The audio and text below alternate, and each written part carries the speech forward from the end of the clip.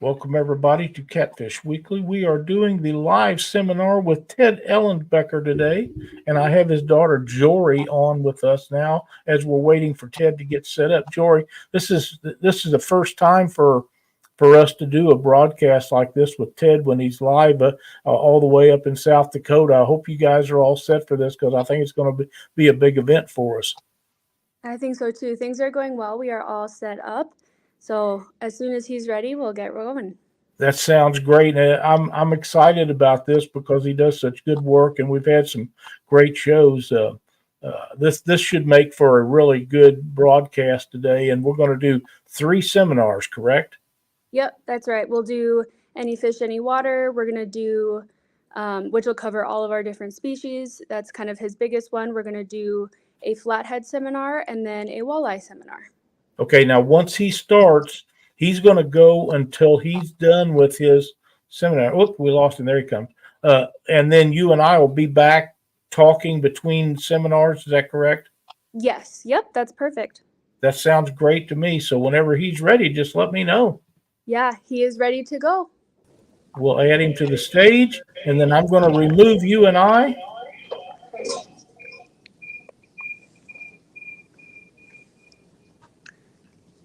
All right. Thanks for your patience. First off, I want to thank the Outdoor Campus for letting us do this and hosting this event. This is kind of a first in the fishing industry. We have a live audience. We're also doing a coast-to-coast seminar broadcast.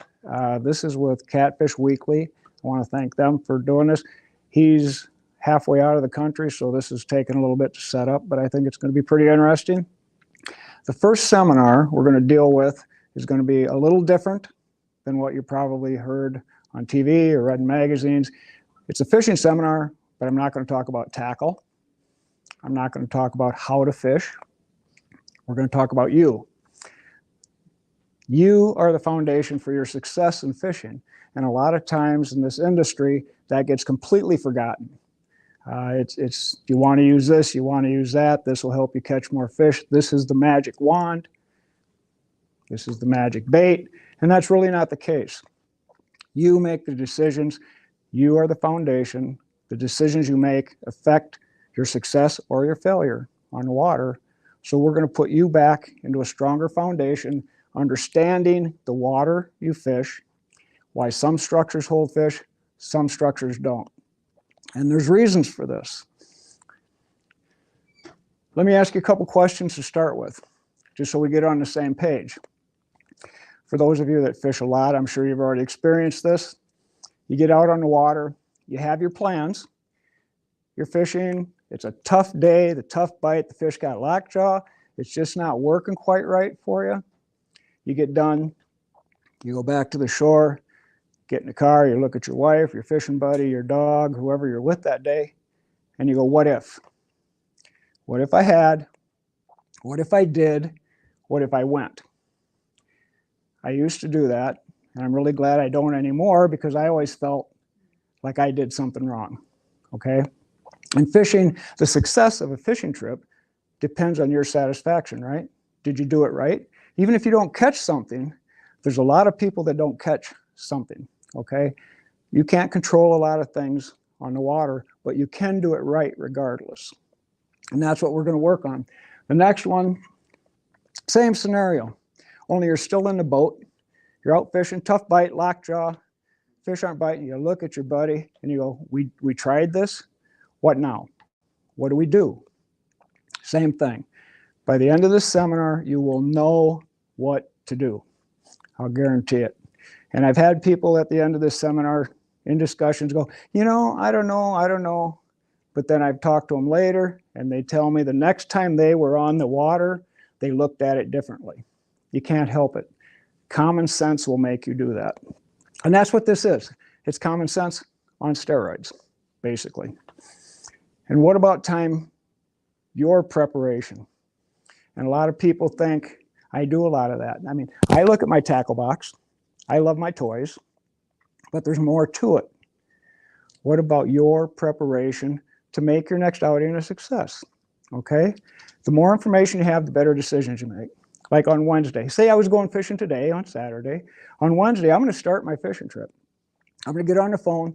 I'm going to call game fishing parks. I'm going to call my fishing buddies, call the bait shops. I'm going to get as much information as I can so I have a starting point. Okay? And some people say, oh, I don't want to talk to bait shops. They aren't going to tell me. They are. They run a business. They want you to come back. They want you to use up your bait, lose your lures, catch fish, come back and buy more. They're going to tell you if they know. If a bait shop doesn't give you accurate information, it's only because that's the information they got from the fishermen coming in. And as we all know, fishermen never tell a tale. So it's always good stuff, right? You're the foundation for your success. We've already talked about it. And that's often forgotten. It shouldn't be. Here's an example of what happens when you forget it. I was up in Lake Vermilion in northern Minnesota a couple years ago with my family on vacation, and I'd never been there. So second day, and we were there for 10 days. Second day in, I hired a musky guide. Okay, I just wanted, for 4 hours, just wanted him to show me and Jory around the lake a little bit. Okay, we went out. He had a new ultra sonar, the $4,000 unit, and he was very proud of it. And I'm not cutting equipment. I have a lot of equipment. Ask my wife. She will tell you more than I need. But the equipment does not do it. You know, they try to make you think it's going to help you find fish. The equipment does not find fish. That's a misunderstanding. Take a piece of sonar. You have a transducer. How does that transducer show you fish? Only if you point the transducer at the fish will it show you the fish. Only if you point it at the bottom will it tell you the depth. Okay, so you are the driver. And the more you know, the more you can put yourself on high percentage water, the better. Then your equipment works for you. But all it does is show you what you find. If you go to your boat, tie it up on the dock, and you go, find me fish, what's it do? Absolutely nothing. If you drive it in the wrong area, what's it do? Nothing. And this is an example I want to tell you. We're at the lake, hired the guide. Lake Vermilion has like 300 islands on it. Seriously. Not all are big, some are little, but a lot. The first place we went to, there's 2 islands, little, about the size of a single car garage. A wind coming through from the south, created a nice current around the shoulders of these 2 islands. And he spotted a big muskie. And we had Jory throwing a lure at it. You could see the muskie, well, either a big muskie or a big northern, we don't know for sure. But 50 feet off, 2 o'clock, throw past it. We could watch the lure sink, bringing it back. We saw the fish turn, come to it. We thought she had a bite. We looked at it and we just went, whoa, and nothing happened because the lure and the fish just combined. But nothing happened, okay? But here's where it falls apart. Need equipment, and that was fine. But after that, this guy went and he was scanning bay mouths, weed beds, rocky points, and some humps. Where did he mess up? He was trusting his equipment to find the fish. He never went back to the islands. There's 300 islands on that lake. There was wind blowing between all of them. There was current coming around all the shoulders. He never went back to the island. But the first place we stopped was a set of islands and we saw the fish. He never went back.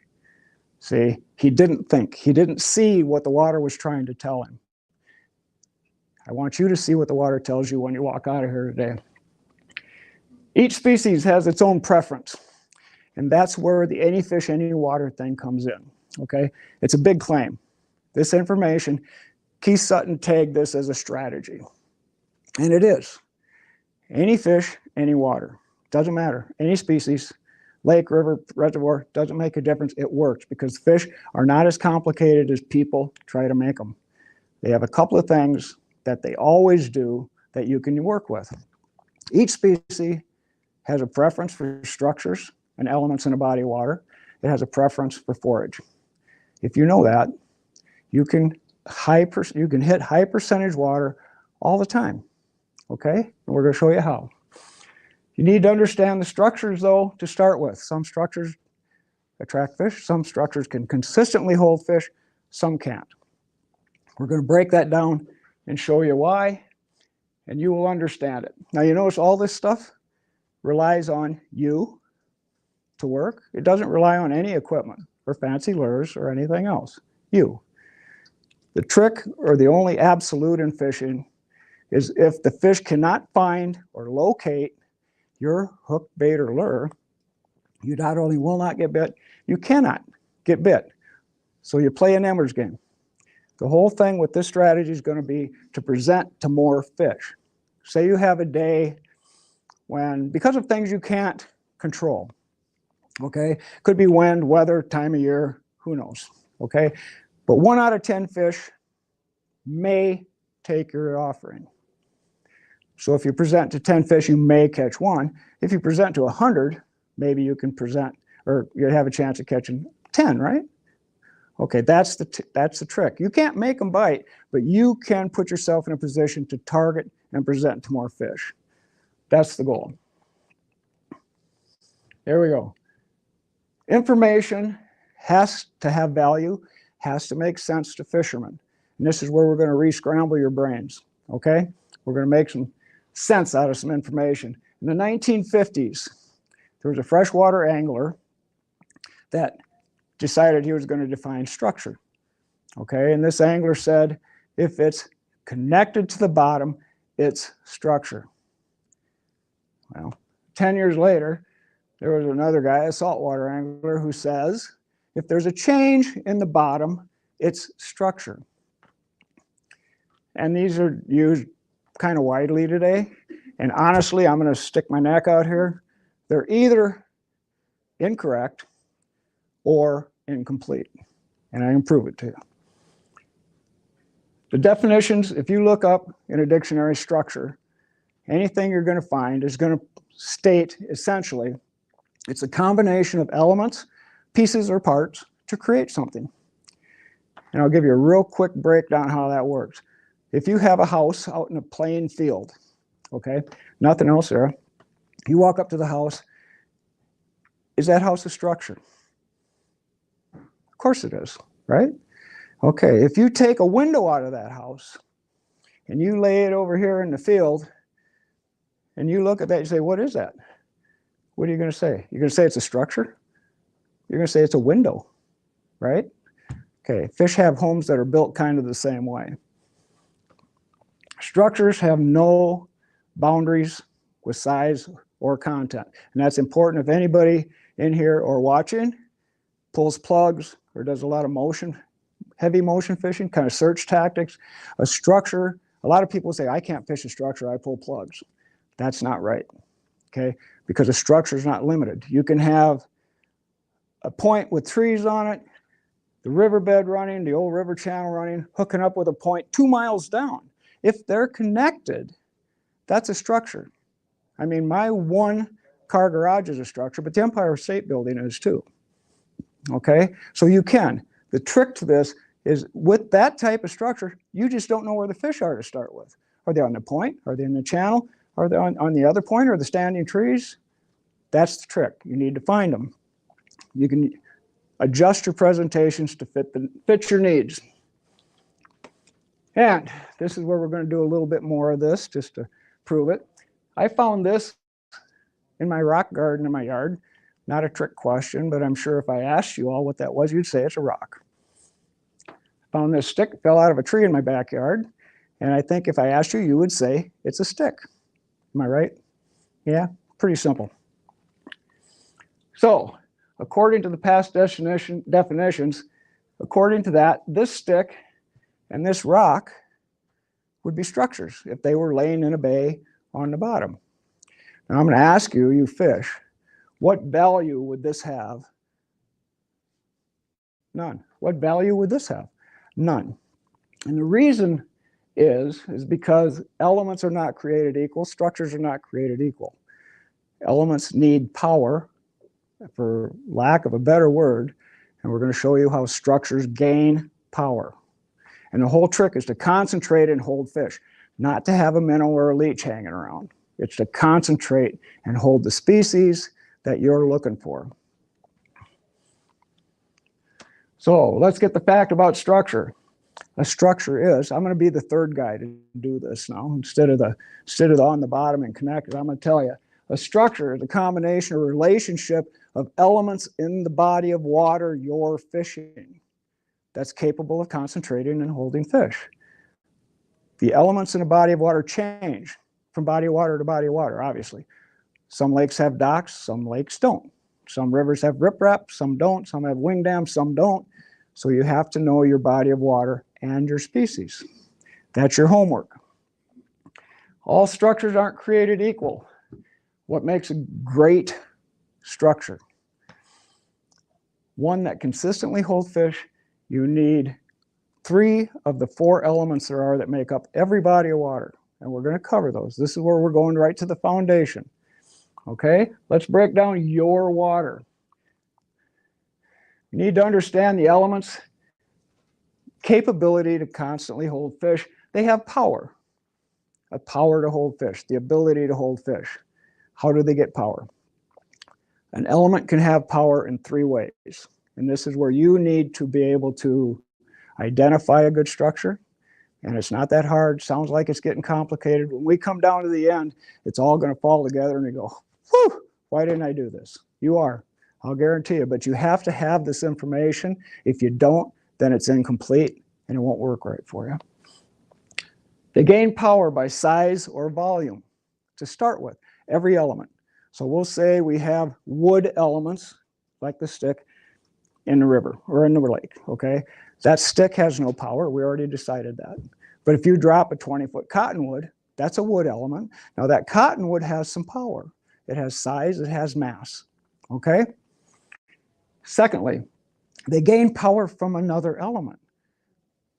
Think about it. If this tree is by itself, well, that's cool. Get some fish sometime. But if that tree is overlaying an old point or overlaying a river channel, that's another element. If it's overlaying another, like a channel, you've got a connecting point. You have 2 elements. Every element offers something different to the fish. You combine, kind of like a refrigerator. The door has this, the top shelf has this. A structure that has connection to more elements offers more to the fish. They don't have to leave it. But the trick is you don't know what element they're using until you find them, okay? The next thing is age, and people don't ever consider this. The age of an element is really imperative. An old element will give you a lot more power than a new element, okay? Let's see. Let's take a tree. We'll take our 20-foot tree here again. We'll drop him into the river. He's brand new. He's still got leaves on him. Is that tree really part of the river yet? Does it have freshwater shrimp nesting on it, leeches on it, water bugs, minnows living there? Has the current made dugouts yet underneath it? No. See? And those are all elements that attract more fish. So if that tree's been in there, say 5 years, bark's already gone, and all of that has taken place, it's going to attract bait fish, it's going to attract big fish, it's going to be a nesting area, it's going to be a feeding area. See, so the age makes a difference. Okay, that's something to consider. So there's 4 types of elements in a body of water. And this gets a little slow, but you have to know it. The first group of elements are called inherent elements. And nobody's ever done this before. I don't know why. It's pretty simple. You'd think it would make sense to everybody. The first is an inherent element. An inherent element is on every body of water. Okay? The inherent elements are the water, the shore, or the ground, and the air. Without them, you have no body of water. Okay? And now, this is where it contradicts itself just a little, because I said size. These are the biggest elements on any body of water. But as they are, they don't work for your fish. They don't connect on the fish for you unless they connect to another element, and I'll explain why. If you take a shallow lake, say 3 foot deep, and it's just like a saucepan, okay? There's nothing there. 3 foot of water, you throw 20 fish in there, where are they going to go? The temperature's the same all over. The light's the same all over. The depth is the same all over. There's no wind all over. Are the fish going to concentrate and hold anywhere? No, they're going to just float around. There's nothing there. If you throw a couple boulders in the middle of that lake, now where are the fish are going to go? Well, common sense is going to tell you they're going to collect on the boulder, right? So now you have a connection. Same with the water, wind, and waves. That same 3-foot water without any waves, is it going to drive the plankton to one side of the lake if it's just continually calm? No. So the wind is an element that after a period of time can position fish also. You have to look at that. You have to consider what is affecting the body of water today. Now with wind, that's a little different. Wind does take like 24 hours to reposition plankton. So you want to look 2-3 days ahead. And that's why like Wednesday is great. We've got a south wind, south wind, south wind. Even on Saturday, if the wind is out of the north, I'm going to the north end because for 3 days, that south wind was pushing everything in the lake to the north shore. And overnight, that's not going to change. It's going to take 24 hours for those fish to get pushed out of there. So you want to pay attention to it a little bit. And again, a 5-mile-an-hour wind isn't going to do it. Now, a wind like today, yeah, you could just about empty the lake, you know, but in 24 hours, it's going to push all the plankton, which pushes the freshwater shrimp, pushes the minnows, pushes the algae, everything to one side of the lake. And you've seen that on the lakes where the green algae piles up on one shoreline. Real simple. As long as that's sitting there, that's where the bait fish are going to be. Something to consider. Number two is a cluster element. And it basically, just like this picture, it can be a bay full of standing timber. It can be a bunch of bulrushes. It can be a line of riprap. It can be a line of wing dikes. It can be a line of log jams. It can be 150 docks along the Okoboji shoreline. It's just that simple. It's a cluster element. And a cluster element obviously will hold fish. But where are they going to be?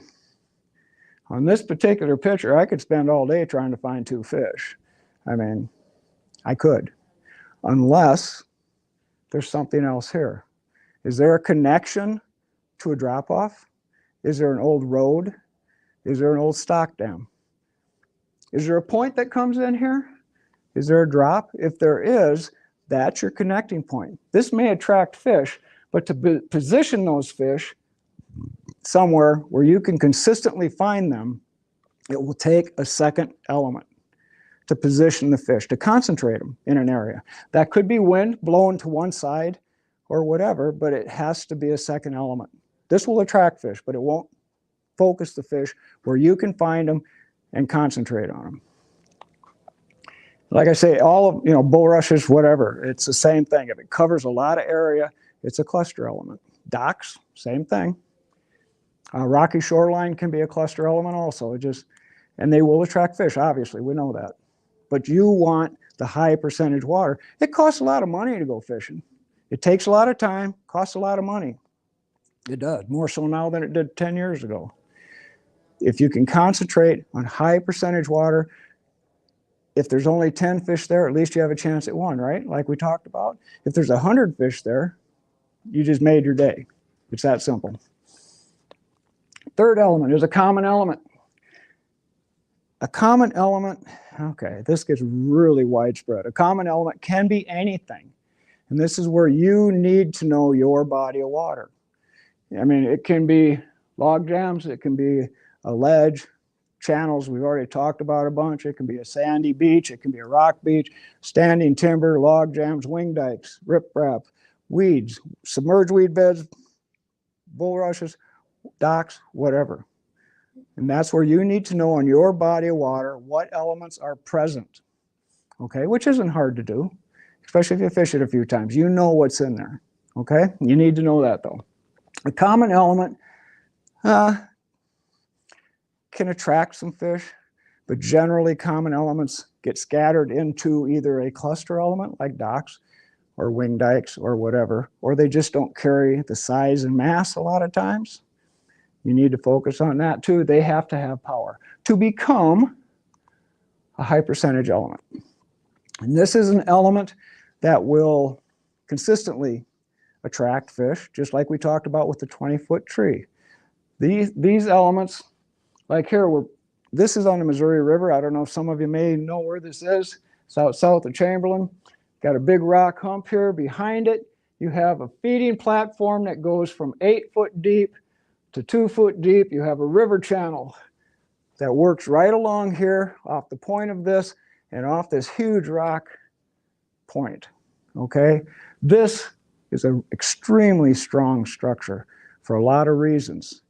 You have your rock hump. I mean, this is going to hold crawdads, leeches, minnows, a little bit of everything, young fish. You have a river channel, so you have changes in depth.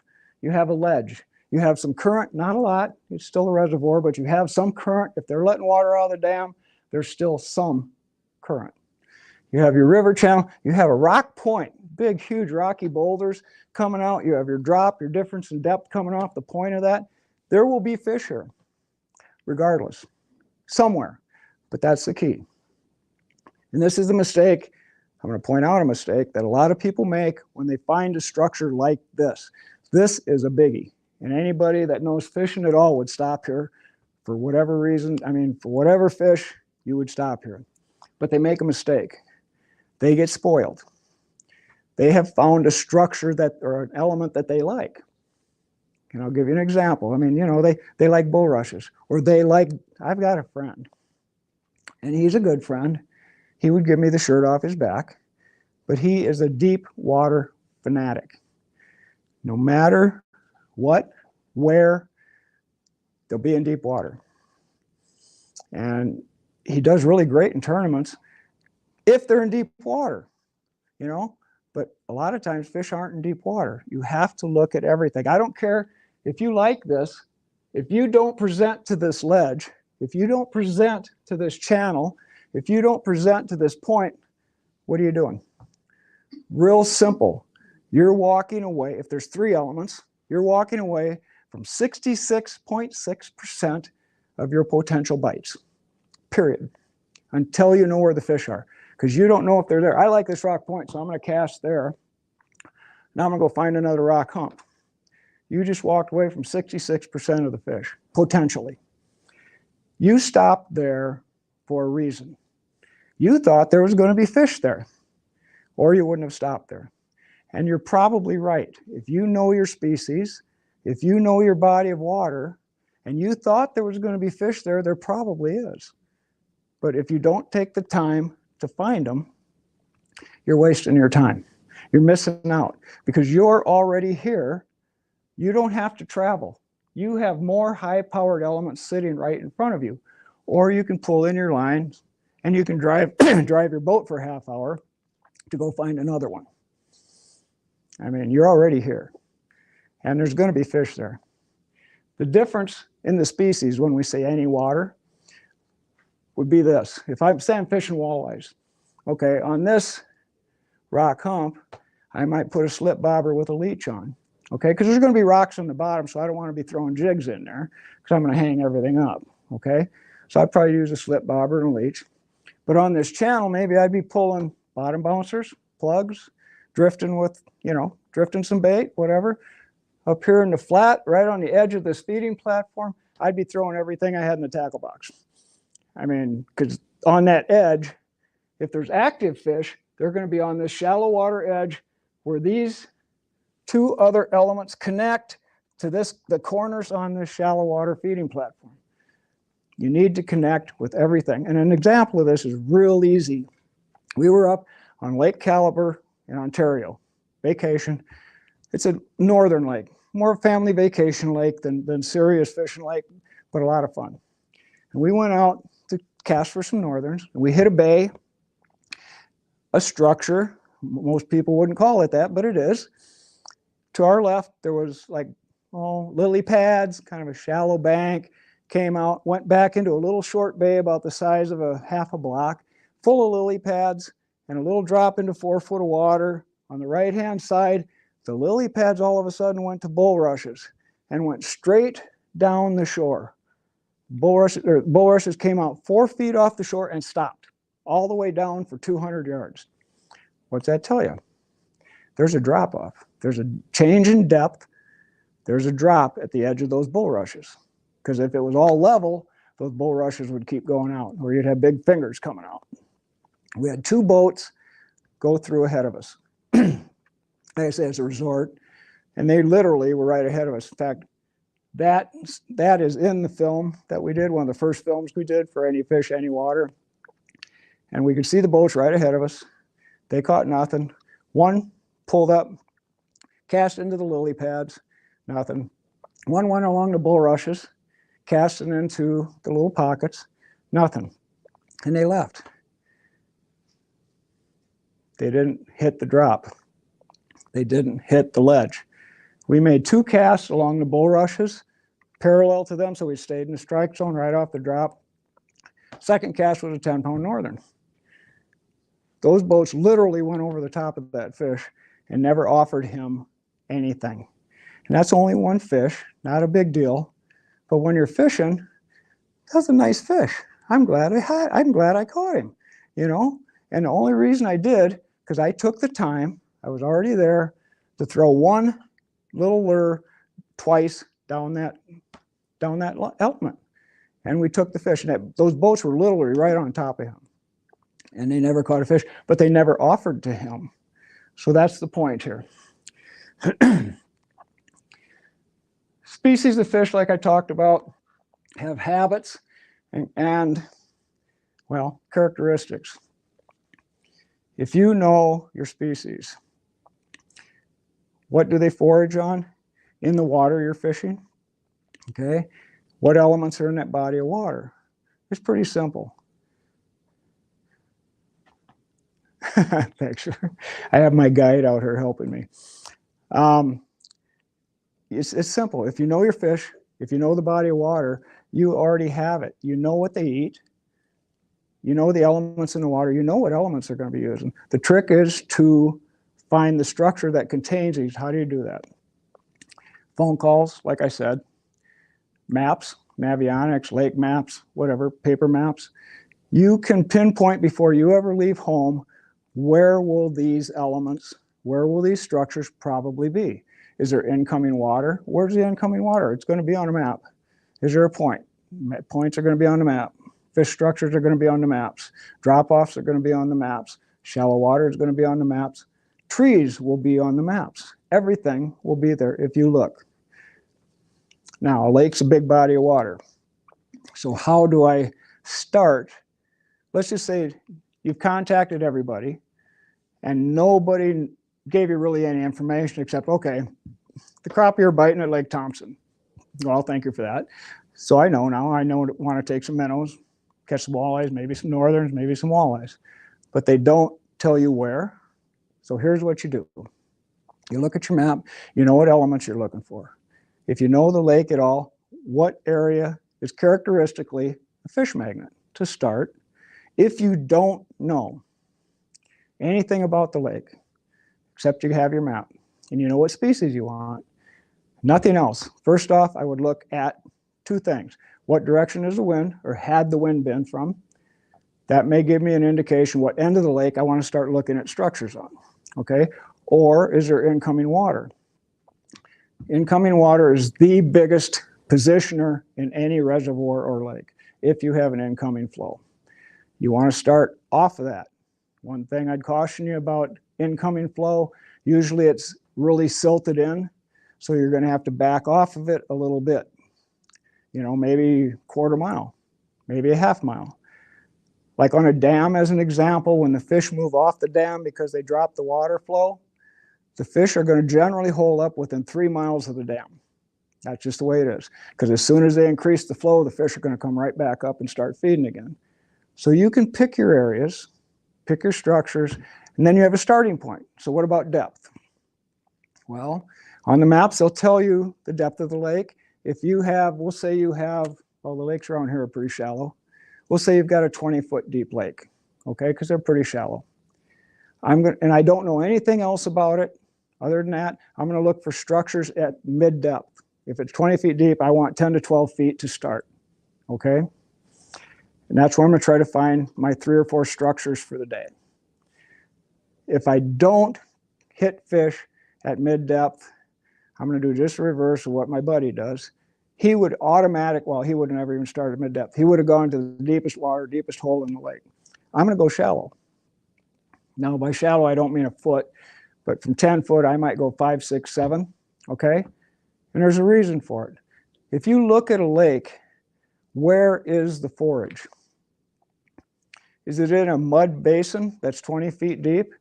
Or is it along the docks and weed lines and points and rocky shorelines? The forage is shallow. It's just the way it is, okay? And the fish that I'm looking for, I want active fish. I don't want fish that are asleep, covered up in silt. I want something that's active. If they're up shallow, they're looking for food. They're looking for places to ambush, you know? So that's where your active fish are. If I don't find fish shallow, sure, then I'll go deep. I mean, you know, I've tried medium, I've tried shallow, and, you know, okay, now I'll look for something deeper. I don't like deep water. There will always be fish mid-depth and shallow, always. I don't care what you're looking for. We fished a tournament down in Milford Reservoir in Kansas for blue caps. Okay, everybody's out fishing. This is a deep lake. It goes down to 80 feet. Okay, everybody's out fishing in the 40, 50 foot, looking for old channels and point drop-offs, everything else. We went up into where the Kansas River drops into the lake. Literally can't get the boat into the river because it's all silted in. We backed off into 10 foot. There was a mud line coming in. They'd had rain north of the lake. The lake didn't get any rain. But 2 days ago, 15, 20 miles north, they had 1.5 inches of rain. We had a beautiful mudslide coming into this river.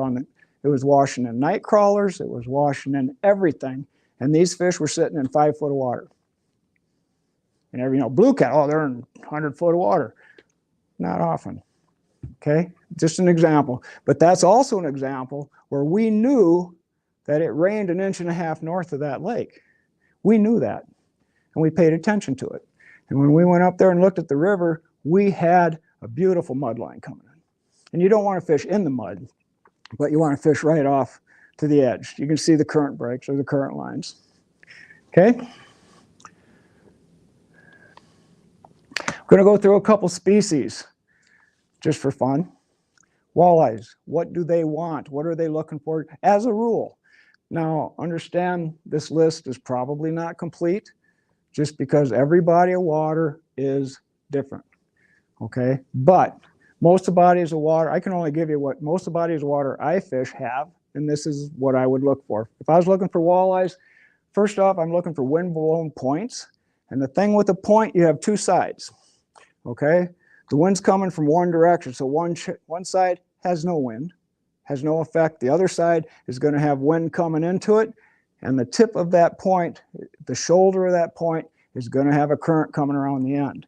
And what's going to happen is those fish are going to come in on the downside, on the tip, on the shoulder, where that current, the wind is blowing bait fish right over the top of that point, okay? So it's kind of a combination. You want to fish where the current or where the water is moving, but in this particular case, they're going to be on the offside at the point where everything is going around the tip, okay? Or right on the shoreline where the wind's coming in. Just be careful, don't get washed up in the rocks. Current breaks, kind of just what I told you about the point with the wind coming around the end. There's a little bit of a current break coming in there. People don't think of current in lakes. But if you got a 10, 15, 20 mile an hour wind, you have water moving, okay? Main lake humps are great. Main lake hump can combine a lot of elements for you. And you need to know this. I mean, it's a hump in itself, okay? But it also delivers, we'll just say maybe temperature changes because of depth changes. Usually a hump is made up of a different material than the bottom of the lake. That's why it's still a hump. It hasn't washed away. It's either going to have some old timber on it or some rock buildup, maybe a sharp ledge, maybe a channel on one side. If it comes up within 10 feet of the surface, it's going to have some weed growth on top. Now you have a structure that can hold fish at different levels, different times of day. Again, it has the weed bed possibly, the channel, the difference in depth, difference in temperatures potentially. See, that's a good one. Rock piles, same thing. Different kind of fish. Rock piles work, but I don't really like rock piles a lot for walleyes. I know people are going to argue that. The rock piles house all like crawdads more than they do leeches or minnows. Okay, so that's more of a smallmouth bass type of thing. But smallmouth bass and walleye are very similar. If you got rock piles in that body of water, that might be the hot spot. That's where the water changes. You need to know that. But for me, that would be maybe number 3 or 4 for me. Road beds are really good. They're travel lines. Weed lines, channels, and wind talked about. The weed lines are great and usually ignored on walleyes because most people think walleye is going to be in deeper water in the summer. But you go right back to the thing, where's all the food? I don't know if you've ever been on Lake Vermilion again real quick. They have a lot of weeds that come, it's a clear water, kind of a stained water lake. They have weeds that come out into about 10 or 12 foot of water. Okay, and then they kind of cut off because of depth. During the day, you can go by on sonar those weed beds, and you're going to see a couple little perch. As soon as 7:30, 8 o'clock hits in the summer, and the sun gets off the water, you go sonar that, you're going to see all kinds of fish that come out of those weeds. All kinds of fish. If you want to fish weed lines like that, you can do jigs across parallel to the weed line, slip bobbers, anything like that. But boy, dusk and dawn on a weed line, if you got 8-10 foot of water, fish it. Around here, there's lakes like that. Twin Lakes, Highway 81, all that. Those weed lines are hot. A lot of people ignore them. They don't think there's enough deep water. That's where the food is. Edges on the deep water, if the fish are deeper, mid-lake, mid-depth, ledges, where you get a change. You say it goes from 16, 18 foot, drops into 20, 22, 24. You've got a different type of presentation. You can run a couple lures up on the shelf, run a couple lures on the drop and below. You know, you don't know where they're going to be. They could be holding high, they could be holding low, but that gives them an opportunity to change, to pick what they want. Muskies in Northern Pike, we kind of favor them a little bit. We like them, they're fun. Usually the Northerns are very willing, Muskies not so much, but we like them. Weed lines, same thing. Wind-blown lake points, same thing. Main lake humps with cover. A lot of people think muskies along the rocky shorelines. Muskies are just a lot like Northerns. They like to ambush. They like to have some kind of cover. They will go to big trees though too. If you get trees on an old point where they're laying down a little bit, they like to hide right amongst them. Another thing for muskies, I'll just give you a hint real quick. Don't do what everybody else is doing. When we're up, we have a particular body of water that we like to go to catch muskies, kind of locally. And everybody's throwing 10, 12-inch spinner baits. They're throwing big suics. They're throwing all this big stuff. And these muskies, every time one goes by them, the muskies go like, ah. We started throwing little number 5 and 6 MEP spinners, okay, like this. And well, we had 4 in 2 hours.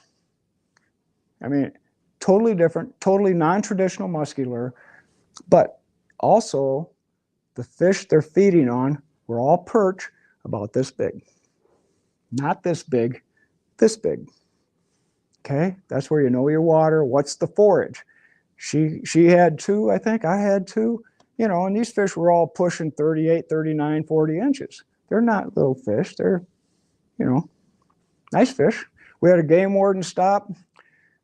He pulled over. We had Minnesota plates and we were fishing South Dakota, you know. So one of those guys stopped, which I've never had problems with them. If you're legal, they're great guys. That's all I'll say. If you're not legal, well, then you shouldn't be there. But he stopped. He started talking to us, and he was a little shy. I said, would you like to see my license? He said, well, if you guys are fishing with had our big tackle box, he said, if you're fishing with these, you probably got the money to buy the license. But yeah, I should. So we showed him the license. And while we were showing him the licenses, she caught a fish, another muskie, right in front of him. And he was like, whoa, this is cool. You know, so we let him go. But anyway, it just, same thing. We didn't do what everybody else was doing. We thought about it. They're feeding on a little perch. They're not feeding on big fish. So why throw this stuff at them? And fish do get soured when they get pressured like that. Like that place gets pounded. Okay, and when they get pressured, they get used to seeing stuff like that, and it means nothing to them. They get desensitized. It just doesn't affect them. You start throwing something a little different, and they like it. Shallow and mid-depth ledges. All right, channel cats. There's the two girls. They kind of pick on those fish a little bit. They're a lot of fun, though. They like them. And these, you know, it's the same thing. It's the same thing. I'm going to point this out right now. I can go through this list. It's the same thing with every fish, though. It's always the main elements in a body of water. It's always going to be the main channels. It's going to be the old road beds. It's going to be the points. It's going to be the weed beds. One of my favorites is going to be the bay mouth, though. And this is something that a lot of people don't look at and they don't explore it. A bay mouth has a couple of really big things going for it. First off, it has two shoulders, what I call the shoulders. And this is the corners of the bay where it comes off the main reservoir back into the bay. You've got your corners. Essentially, you have 2 points right there that are going to have different elements, different depths, wind coming in from different directions, either this one or this one. You have a main lake depth variance that goes back up into the shallow bay, which will go up literally to zero, but you have a lot of shallow water. A lot of fish will hold on those shoulder points during the day or in their quiet period, okay? Like when their deal period shuts them down and they're just staging. But when they start to feed, they're going to move into that shallow water again. They're going to move up along that ledge of the mouth of that bay and eventually end up in shallower water where all the bait fish are hanging out. I like those, and a lot of people do not pay attention. And again, for any species, not just the channel cats, it depends what you throw at them. If I throw a big chunk of cut bait out on the point, I'm probably going to catch a channel cat. If I throw a minnow on crappie rigs, probably going to catch some perch crappies or walleyes. If I throw a big sucker, who knows? Anything, you know, could be a northern, could be bass, could be walleyes, anything. So it depends what you're throwing at them. The presentation has to fit your fish. Riffles and current breaks, timbers, same thing. But that goes for any fish, and it depends on your body of water. Flatheads, well, I have to confess, I think flatheads are probably my favorite freshwater predator. They're very unique. They have incredible daily feeding patterns that you can literally ambush these fish with. It's called the deal period and high sight fidelity. These fish, they're a lot like salmon. They are predators. People think they're bottom feeders.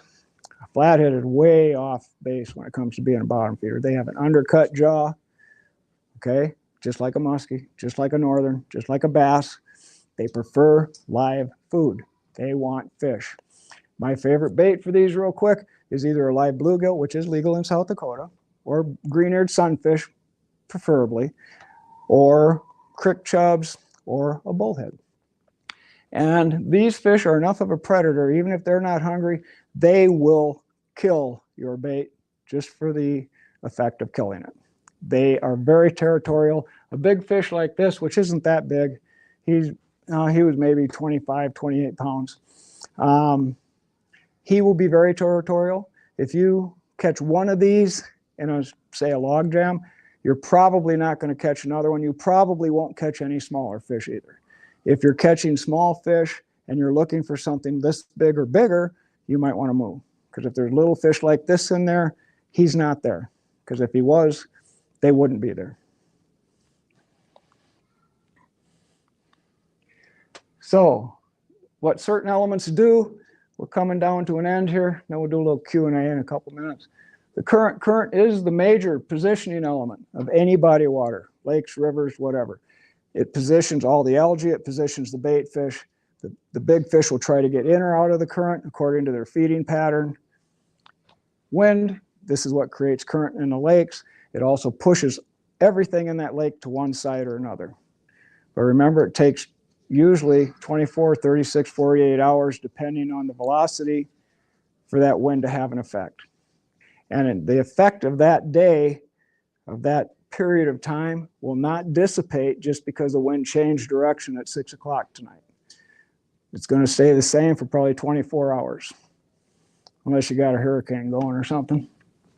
Points and humps, they offer, we talked a little, they offer depth changes. They offer potentially shade. They offer cover at times, different elements, potentially weed growths on top. Good things to look for. Same with the rock piles. Dams, current break seams. A dam offers everything. Big dams, little dams, doesn't matter. When there's current flowing, or like on the Missouri River, when they're releasing water, the fish will move into that current. Okay, when they stop releasing water, the fish will back off that current into staging structures, where they're basically just hanging out. Okay, when the feed bags go back on, current starts flowing again, they're going to move up within a half mile, 3/4 mile of the dam, as a rule. The fish in that 3-mile area, anyway. Cluster elements, like I said, everything. Rows of dock, standing timber, riprap, wing dikes. But you need a second element. They will hold fish, but you want 2 and preferably 3 total high-powered elements. And I'm going to make a statement here, and I can't give you the reason for it, but 3 is the magic number. 2 elements does a good job. 3 elements is perfect. 4 elements is too much. And I'll tell you why. If you have 4 high-powered elements, it means they're big. Okay, you're dealing with cluster elements, you're dealing with something else. 4 elements starts to scatter fish out again. Okay, think about how our brain works. 3 strikes, you're out. Give me 3 steps. Trinity. I mean, we work with 3. There's a reason for that. And there's a reason it works for these. 2 is not a magic number in fish land. 3 is, 4 is too much. You can still catch fish, but I'm talking the high percentage one. If you're looking for the best structure in that body of water, that's where you're going to find them. You look for 3. Ooh, poor bird. Okay, so what am I supposed to do? I'll just summarize real quick. We already went through the adjust your depth. If you start in shallow water or deep water and they're not there, move. And that's if you don't know. Now, if somebody's telling you, well, they're catching them all in 20 feet. Well, for goodness sakes, start there. But if they're not telling you that, go to mid-depth. I don't care if it's 5 foot because the lake's 10 foot deep or 50 feet because the lake's 100 foot deep. Go to the mid-depth. Start there, find your structures. Don't find them, go shallow. Don't find them, well, I go home. At that point, my day's done. But perfect. I'm going to just ask questions. Comments, questions? Throw bubble gum? Anything? No? Okay. Did this help you? Did you get some information? Get something to think about? Oh, yes. So, as someone who is completely new at fishing and learning about everything, what would you recommend? Like you were saying, call bait shops and stuff. Yep. What else? Is there anything else as a beginner fisher to do? Game fishing parks. Talk to Okay. talk to fishery biologists. Absolutely. Every one of them I've met, if you ask a legitimate question, they will give you a legitimate answer. Okay. Bait shops. The only thing with bait shops, make sure you're calling a bait shop in the area that like if I'm going to Lake Thompson, I'm going to call a bait shop in Lake Preston. I'm not going to call a bait shop in Sioux Falls. See what I mean? Yeah. You know, because the one up in Preston's going to know a lot more, and the one in Brookings going to know a lot more than down here. Other than that, your friends, if you have any that fish, you can always email or text me. I'll try to tell you something. I'm always open to that to anybody. Who else? Friends, fishermen. Basically, like Shields. Okay. I wouldn't recommend a sporting center at Walmart, but Shields, they have people, if you ask to talk to somebody in the fishing department specifically, generally what they hear just people coming in and chatting, and sometimes they can give you some good information. I'll give you a hint about information though if you're calling bait shops. Not about not telling you the truth, but sometimes they just don't know. But if you can call, say, 3 or 4 bait shops and 2 of them tell you the same thing, you can probably go with it. Okay. If they all 4 give you different answers or something, then I'd probably ignore the whole ball of wax. But, you know, and then use your own judgment, okay? Even if you're new at it, just use your, like with walleyes or anything, just Google it, you know, and Google or look for fishing reports, local fishing reports. There's all kinds of stuff. The bait shop out on, what is it out there, Dakota Angler, they do weekly fishing reports of all the bodies of water in southeast South Dakota. Just use them. That's what they're there for. Thank you. Yes, ma'am. If you have, so a new fisherman, and you're going to walk into a lake that you haven't fished at, what would be 3 things you would advise them to look for? To ask? Yeah, well, it's like if you're walking into a lake, you haven't seen this lake, you're new to this, but based off of this seminar, what are 3 things that you would choose as your primary things to pick from? Good question. Just walking, like doing a shore fish thing? Yep. Yeah, you're trapping me, aren't you? Oh no, this is a really legitimate question. It's a good question. You're walking in, you're going to go bank fishing on the river, on the lake, whatever. What do you just look for? You don't have a boat, you don't have electronics, you don't have maps. First off, look at the shoreline. The shoreline will tell you huge things. You know, if it's a shoreline that comes off like this and lays out, this is going to be a shallow section of water. That's all there is to it. Okay. If it comes off like this, you got cuts, and then down here, you've got like clay where the bank's washed away. That means you've had some waves ripping in here. You're probably going to have a nice drop off, say, you know, maybe 10, 20 yards out there. Okay. Because you've got some water that's been moving. If you've got big rocks on the shore, does it look like you have a valley that comes down on one area? Is there a place where water would run in after the rain? And again, what direction of the wind? Are there points? And I'll get on the shore thing right now real quick. If you're shore fishing, you want to adjust your tackle, your equipment.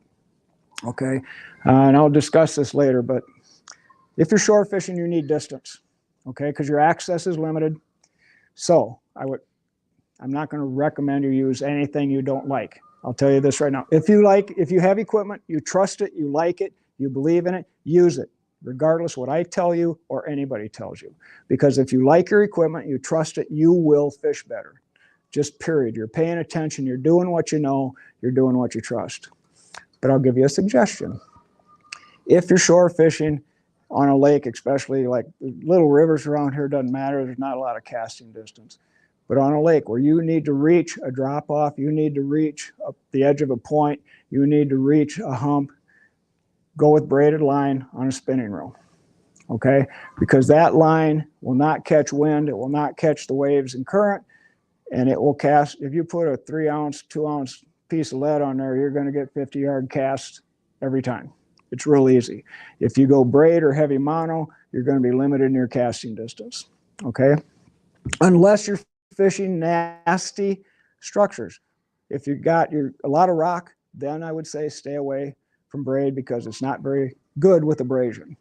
Then you're going to want to go a lighter mono, then go the lightest mono you can, according to the fish you're going to catch. And people really overdo the line strength a lot of times. I know guys that, you know, they go fishing for 10-pound channel cats, 10-pound walleyes, and they're using 30-pound line? Really? Why? You can catch a 200-pound marlin on that. You know, if you adjust your drag properly, you don't need that. You use the equipment to fit what you're doing. Okay? That makes sense? Okay, so just think about where you got to put your bait. We good? Anything? Okay. All right, well, thank you very much, folks. I appreciate you coming in. I appreciate the people that are watching the broadcast. Lyle, if they got any questions, I want you to take care of that for me. Thank you. We'll be back with another seminar in a few.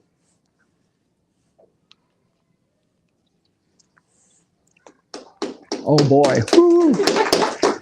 Okay. I hope it helped you. It's food for thought, you know. And it sounds complicated, but it's really not. It just, once you're on the water, you'll see it. It just pops right up at you. It really does. Once you're told about it.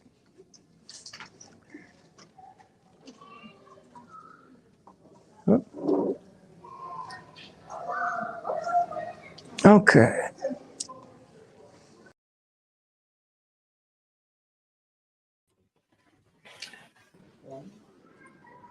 All right, Jory, that was pretty good. You done a great job as usual. Hey, Lyle. We got a few minutes. If anybody in chat has any questions, Jory can answer those questions for us. No, Can you there's hear me okay? yes. Can you hear me? I'm a little fuzzy. Let me see if this helps. Okay, go ahead and try again. Let me see if How I hear about you. now? Are you there?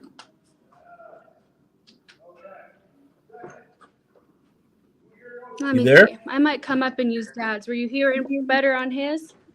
I can hear you fine, but evidently you can't hear me.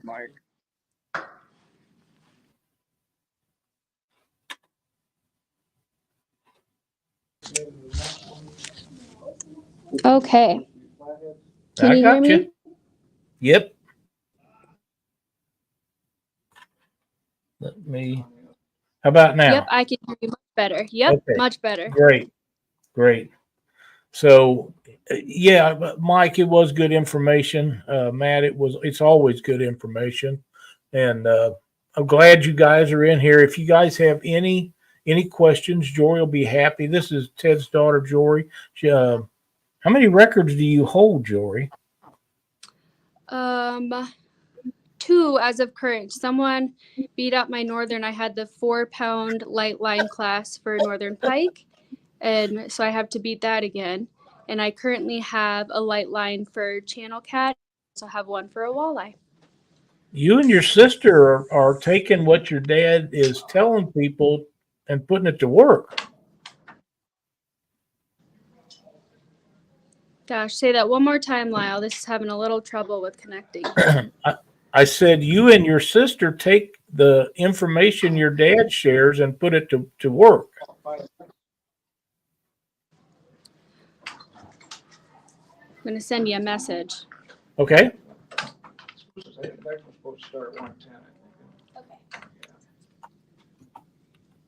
going to get the question on here.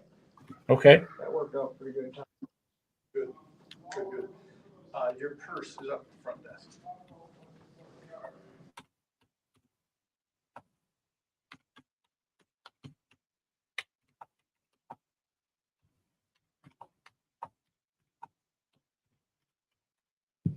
Let's try that.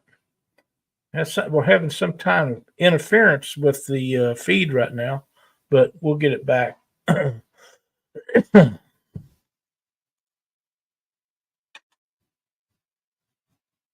My sister and I both have been fishing, obviously, for a significant amount of time, thanks to Dad.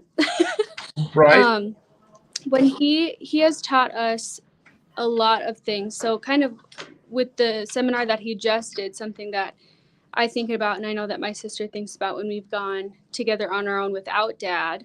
So for example, there's a body of water that we really like, and I went there and neither of us had fished it yet. So I gave him a call and I said, hey, where do I go? And he said, I don't know, I haven't been there, figure it out. And I said, all right then. So I walked around that body of water. And the first spot that I found was very still. There was algae topped on the water.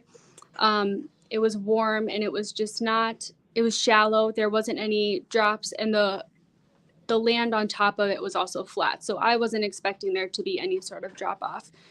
So I walked around because I looked across the body of water and I saw some rocks, and I also saw a divot coming in this way, made a little valley, and then there was some water running. And I know that there was a canal that previously across from the body of water would run into.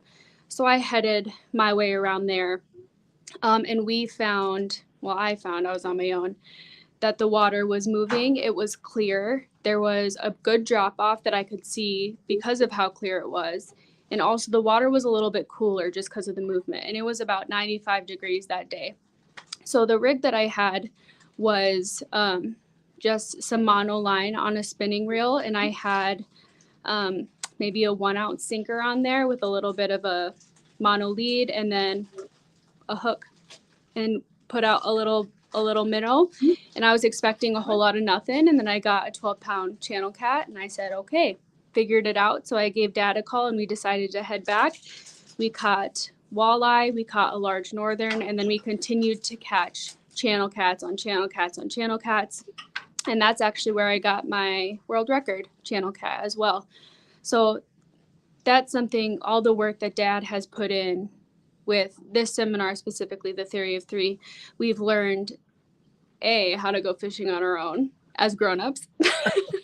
But it was always intimidating when we started doing that because typically we're with him. But I found out that I learned a lot simply from being taught, and also he gives me all the bites. So I learned why we are where we're at and how successful we are. So it's taught me how to fish on my own for a long time now, and I'm pretty successful, which is nice because you don't want to go and not catch fish. So even if it's not the fish you want, I didn't think I was going to catch some good channel cats, and I did. So channels, northerns, walleye, good ones. There was no small fish, and then we switched from minnows to cut bait as well. So when we found out that body of water held those fish in that area, we adjusted our rig to fish for larger fish, still in a high percentage. So Matt with Wannabe Outdoors wants to know what you look for in shallow rivers, small rivers, for walleye. Let me get you back up here. sending you another message. Okay. Okay, I think we're going to get going with the second seminar. Okay. I'm going to hand this over to Dad. All right.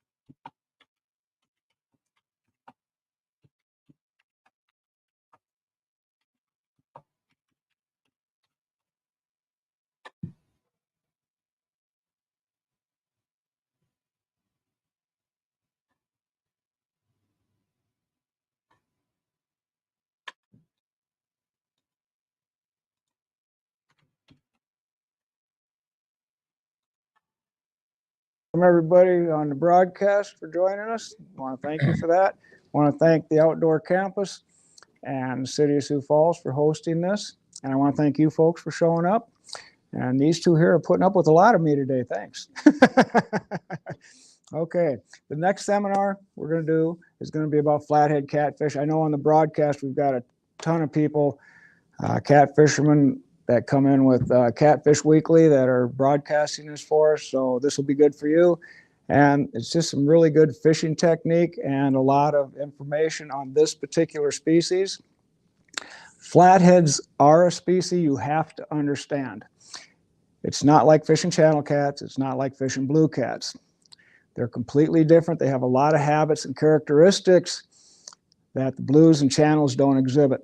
We're going to get into them, but before I start that, I'm just going to give you an idea of the tackle that I use on these fish, because these fish, even in South Dakota, we've caught a few in the 50-pound mark plus. We caught 3 or 4 last year in the 40-pound mark plus. And because of the area you're fishing, because of the structures you're fishing, a lot of times you need to adjust your equipment. Not so much because the size of the fish, but because of what your line has to put up with. Okay, so I'm just going to show you a couple to start with. Give you an idea what we play with. We're usually fishing either open water or extremely bad water. Trees, rocks, everything. This line is rigged with 50-pound braid, Power Pro. This is my clear water rod for flatheads, where I'm not going to find a lot of problems. I may be just fishing current breaks. I'm fishing up above log jams where I'm not going to let them get into the trees, or I'm fishing a lot of current like in the Missouri River. The braid catches a lot less current. Okay, the mono will pick up current, and one thing you need to do with flatheads is peg your bait. When you put a bait in the water, you can't let him move around, okay? Because a lot of times he's just going to go hide on you, or he's going to get hung up in the trees. The next one Same type of rig, it's heavy, musky rods basically. This is 50-pound big game line, mono. This is my, we'll say, log jam, where I'm fishing vertical into trees. I have to lock this reel down and it has to hold the fish. It has to have some give. Braid does not have any give, okay? It does not stretch. Mono will stretch, and believe me, if you're fishing log jams with a 50-pound fish, you want some stretch. It's called forgiveness, okay? But you also need abrasion resistance, okay? And the braid doesn't offer that, this line does. So I have 2 of these, 2 of those, 2 of every rod I have. That way, when I'm in the boat, I know exactly what my equipment is gonna do.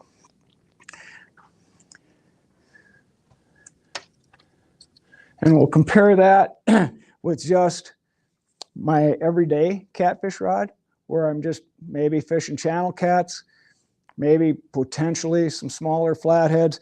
This is a light musky rod with a little Garcia 6500 and 20-pound mono. Now, I know some people out there that are watching on the Catfish channel may be going, 20-pound mono, what are you doing?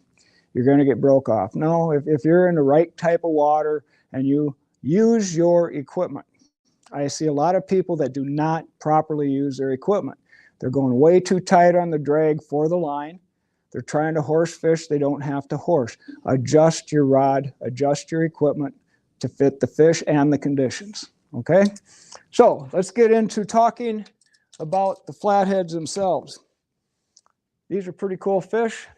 You're gonna like them. Where did I go with that? Excuse me. Sorry, guys. All right. First off, several states now have started up with some regulations on flatheads protecting the bigger fish. South Dakota is one of them. You can only keep 1 flathead over 30 inches in the state of South Dakota. Most bodies of water, I believe the Iowa boundary water of the Sioux River may be different, but I think it's protected also. Some states don't. Iowa is protected. Minnesota is 1 over 24 inches. Nebraska is 1 over 30. So just pay attention to where you're fishing on these fish. It is by the body of water, so just pay attention. It's not worth getting in trouble.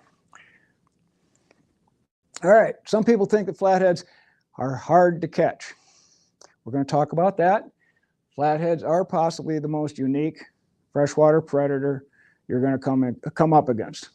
That would be minus the bull sharks that come up in the freshwater down in Louisiana, but we won't count those. You're not going to find too many of them in the Sioux River, Jim River, up around here. You need to understand their seasonal patterns. These fish are completely different than the channel cats and blue cats. 2 things you need to understand. Well, 3. Seasonal patterns, high sight fidelity, okay, and the deal period. The deal period is the 24-hour feeding period of flathead continually follows. And you can use that. That is a huge tool in your tackle box. The blues and channels do not follow this. The flatheads do, and we'll cover it. Baits and rigs, we talked a little bit about rigs. We'll get into the baits in a couple minutes. High sight fidelity, the deal period, and flatheads use 3 types of structure. And this is really characterized by this species. We'll talk about them, but they are the nursery, the staging structure, and the feeding platform. If you understand those, you put yourself on high percentage water, just like the deal period. You need to understand your species. We've already talked about this a little bit. We're going to get way into it. I'm also going to note right here that the state of South Dakota actually did a tracking, we'll call it event, on the Jim River a number of years ago, where they were catching some flatheads and tagging them. And they did discover that the flatheads that were 10 pounds and up always related to a structure with a wood element. Okay, so just, that's a big deal. If you're looking for structures for these fish, right now I'm telling you, if that fish is 10 pounds and up, you want a wood element in your structure, okay? They found that out. That's not my information, that's their information. You need to consistently catch fish. You need to target these fish. You can accidentally or just occasionally catch fish, depending on the body of water. Now, I'm going to be honest, there are some bodies of water down south where flatheads are really common. There's high numbers, and it doesn't take an awful lot to catch them, just like any body of water that has a high population of fish. I mean, in an overpopulated pond with bluegills, how hard is it to put a bobber and a worm in and catch bluegills? Not very hard. So, but up here, that's not the case. These fish are kind of special, and they're not overpopulated by any means. You need to know your body of water. We've talked about that before. What do you want out of this trip? And with these fish, it's really important. What do you want? Do you want to just put your butt on a bucket, feet in the mud, sit there and enjoy the day? Great. Do you want to catch a couple fryers? Great. Do you want a 50-pound fish?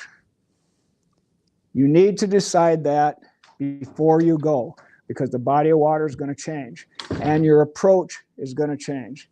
If you don't decide that and plan accordingly, you're going to be disappointed. You're just putting yourself up for some disappointment. You need to decide these things. The more information you have, which we've covered on this before, the better decisions you're going to make. Flatheads are no different. In fact, this seminar is built to give you the information that you need to catch them consistently, because these fish are different. To start with, we talked about being a predator. I covered it a little bit. We're going to get into this. If you look at a channel cat and a blue cat, their heads are shaped in an oval, almost round, but not quite. The eyes are on the side of the head. They have an overbite, or basically an equal bite, but the upper lip extends over the top of the lower jaw a little bit. What's this tell you? Number one, these fish like to strike from straight behind or to pin their prey on the bottom, coming down like this, okay? Whereas a flathead has an underbite, like a northern pike or a musky. For him to pin the bait on the bottom, he has to turn sideways. They will do that, don't get me wrong, okay? But he prefers to strike from straight behind or from underneath and come up because of that lower jaw. That's how he likes to strike. And when we talk about the deal period, we'll get into some more detail about that. These fish have a very specific depth that they prefer to feed in, and there's reasons for it. And a lot of people don't know that. There's a lot of stories to tell here. We're going to do a little bit. Understand how it lives, you'll improve your chances. I believe this is probably one of the most structure-oriented fish you're going to come up against. They just are. They have three types of structure. Each structure is built differently. Each structure contains different elements, and each structure has different uses. We'll cover them. They're important to know, or you're going to let yourself down on your trip. The rigs. This is probably the rig you're going to use for 95% of your fishing for flatheads. Very simple. Now, I put the dark line, the heavy Dacron line, just so you guys can see the line a little better. It's the slip rig. It's very simple. Not a big deal. Size hook, I usually run anywhere for flatheads from 6/0 to 8/0. Some people run 8, 9, 10, whatever. I'm not fishing for sharks. I'm fishing for flatheads. My brother lives in Juneau, Alaska. He catches 60-pound king salmon on a size 10 fly. So you don't need a big hook. You just need to adjust your cackle to fit the situation you're in. And I have never had trouble with a 6 to an 8/0 hook on a 50-pound fish. And I doubt I ever will. Some people will talk about a hook straightening out. 90% of the time, if a hook straightens out on you, because the design doesn't allow them to, because your pressure point goes right here. This isn't a straight point. This is a hoop. This stops all the weight from pulling anything. If your hook straightens out, it's because that hook 90% of the time is damaged. You've already caught a fish on it. You've put a pliers to it. You've put a twist in it. You have bent it. If you take a piece of wire and go like this 2 or 3 times, you have just eliminated 50% of the strength in that wire. And that's the same with a hook. If you fight that hook to get out of a flathead's mouth, don't use it again. Because if you bend it, now you're looking at trouble. Okay? It's just the way it is. And that's why most hooks fail. They've been damaged, or they're rusted and they're damaged. They lose their strength. Or you get a bad hookup, which I'll admit. If you hook a fish, a flathead on the top jaw, right on what I'd call the T-throw, the tooth throw here. It's very hard. You can hook him right on the point and that hook will not penetrate. Okay, it'll sit right here like this. You can straighten a hook out on a big fish that way just because of the leverage. You haven't gone into the circle where it's comfortable like a saddle. You're up on the tip, that can straighten out. But you can't prevent that. Doesn't matter what you're using, a point like that. That's just leverage, okay? You have your leader material, which depends on, again, what you're fishing.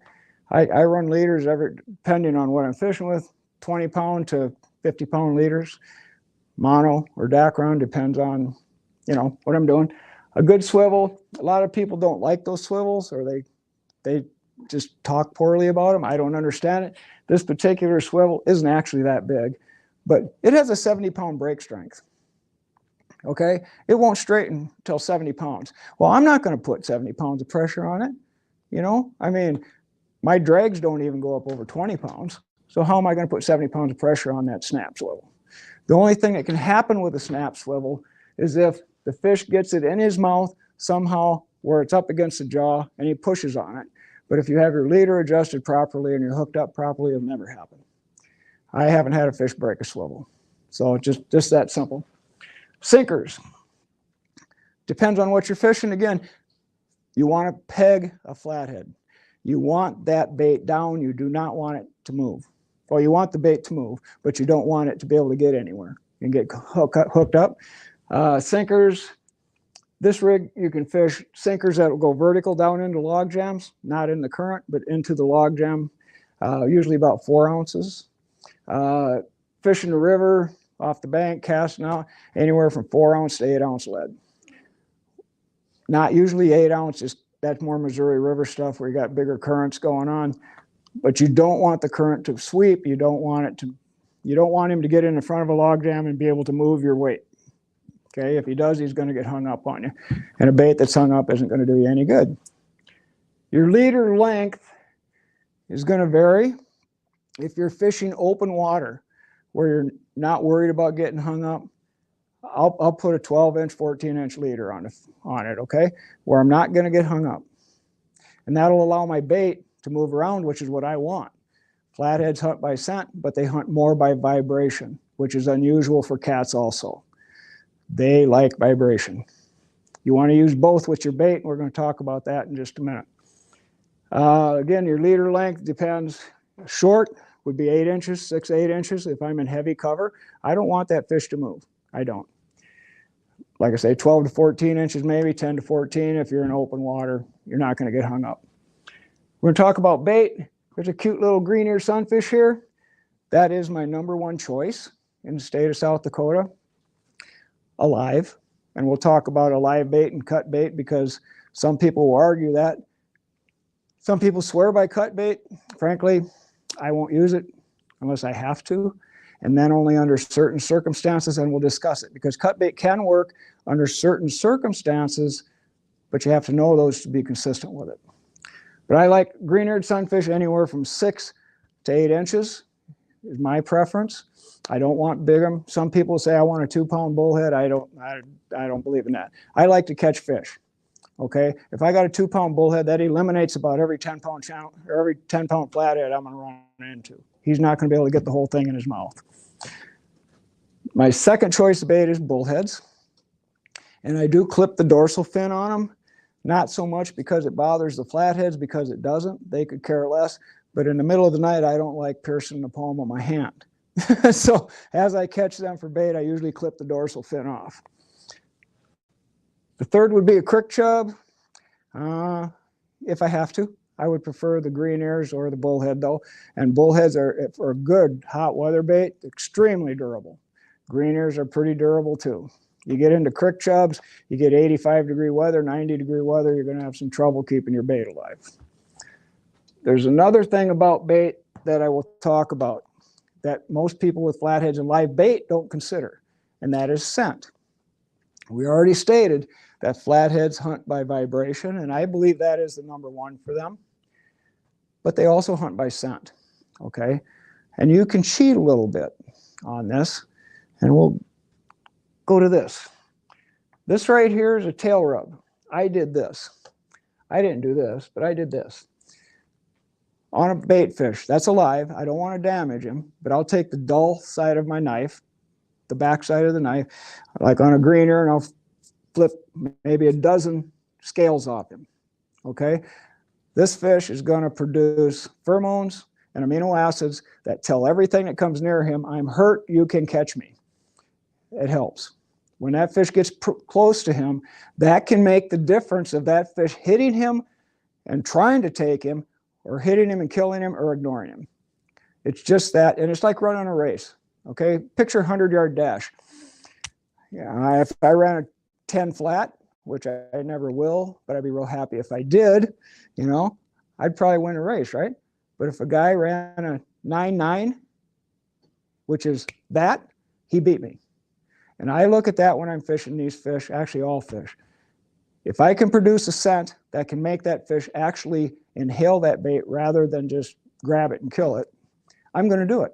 And even if it only does it once or twice a day, that's a big deal. That could be that 50-pound fish. You don't know.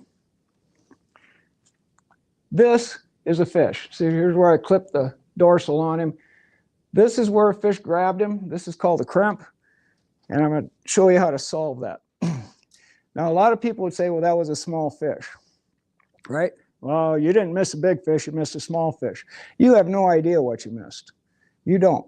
It could be a 50-pound fish. All he wanted to do is kill that fish, so he did. He hit it, he dropped it. It could be a 5-pound fish that just didn't get your hook in his mouth, okay? If I'm using an 8-inch fish like this, and I'm in an area where I know that big fish is that I want, I use a particular rig. Because I don't like that happening to me. If I can find this. Well, let's see. Sorry.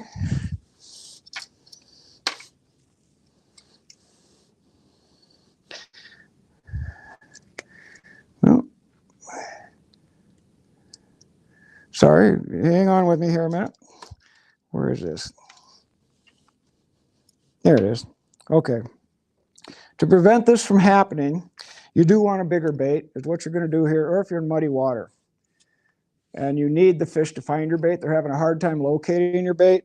So say I do switch to an 8-inch fish, right? Or I'm having trouble with fish short striking, and I like to catch fish. So what I do is I put a stinger.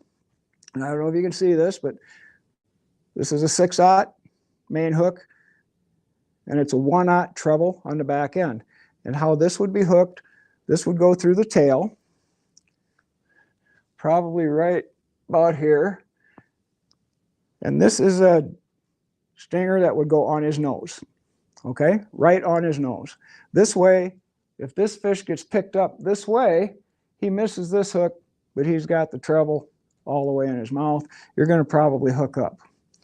When I tie these up, like on this, I have my 40-pound mono.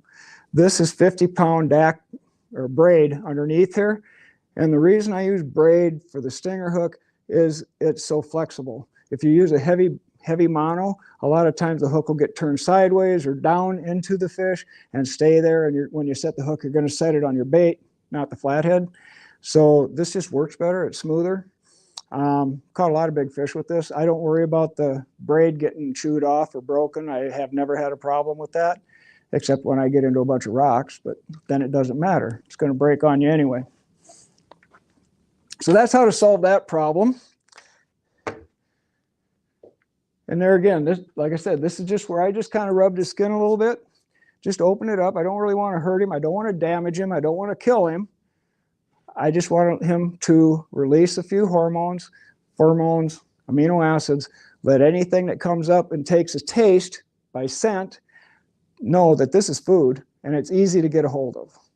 And it, you know, like I say, if it adds one fish today, it costs me nothing to do this, and it takes a whole 5 seconds and it's done, you know, and it doesn't hurt my bait. Okay, now we're going to get into a little bit about seasonal patterns, seasonal movement, and what you should know. There was a game, this is not my information, this is Game Fish and Parks out of either Kansas or Missouri, okay? I'm not going to take credit for this, but I do a lot of a lot of research on their behalf or on them. They talked about the fact that they could possibly create trophy fisheries with the flathead species on a section of the Missouri River that was about 200 miles long. Now that sounds like, wow, okay. You know, 'cause like, you got to understand, a blue cat and a channel cat can move 200-300 miles in a year. I mean, they move big time. Flatheads, not so much. They're homebodies, okay? They found out that as a rule, most of the fish in this river, the flatheads, move 25 miles or less every year. They also found out a lot more interesting things. And the bigger fish move more than the little fish, okay? Now, even in South Dakota, they did some tagging a couple years ago, and they found the flatheads were not moving that much. They just don't. There was a research, I believe, in Illinois, giving something familiar with what we have going on here. We have the Missouri River, the Jim River, the Sioux River. Well, the Vermilion River's in there too, but for this purpose, the Jim River and the Sioux River and the Missouri River, right? Kind of a triad. They did a research in Illinois where they went in and they tagged electronic trackers on, I think it was 40 or 45 flatheads on the main river. Okay, and in the fall, these flatheads went out into the main river. Half of them went down, well, some went down, some went up, right, into wintering holes. But the interesting thing was, in the spring, the fish that came out of this tributary, regardless of what direction they went back into that tributary. The fish that came out of this tributary went back into this tributary. So as a flathead fisherman, you have to look at history. If you're looking for fish, where have 50-pound fish been? Where have they been found before? Where are there populations? Because if there was populations there 10 years ago, there's going to be populations there now, unless they've dammed the river up or something. They're going to come back to that. This is high site fidelity. Salmon do the same thing. You can have salmon in Alaska that, you know, they're spawned up in the little creeks and rivers, right? And they go back out to sea for 3 years. They come back up the coast. They've been out in the ocean 300 miles. They're you know, gone. They don't have maps. They will come back to the same spring or stream that they were hatched in, the same one, every time to spawn. Flatheads, pretty much the same thing, okay? They will come back to the same place they came, you know, as their seasonal movements. They will also come back to the same logjam in the river. If it's available, they will come back to it. And if the logjam's not available, they will come back to the same area in that river.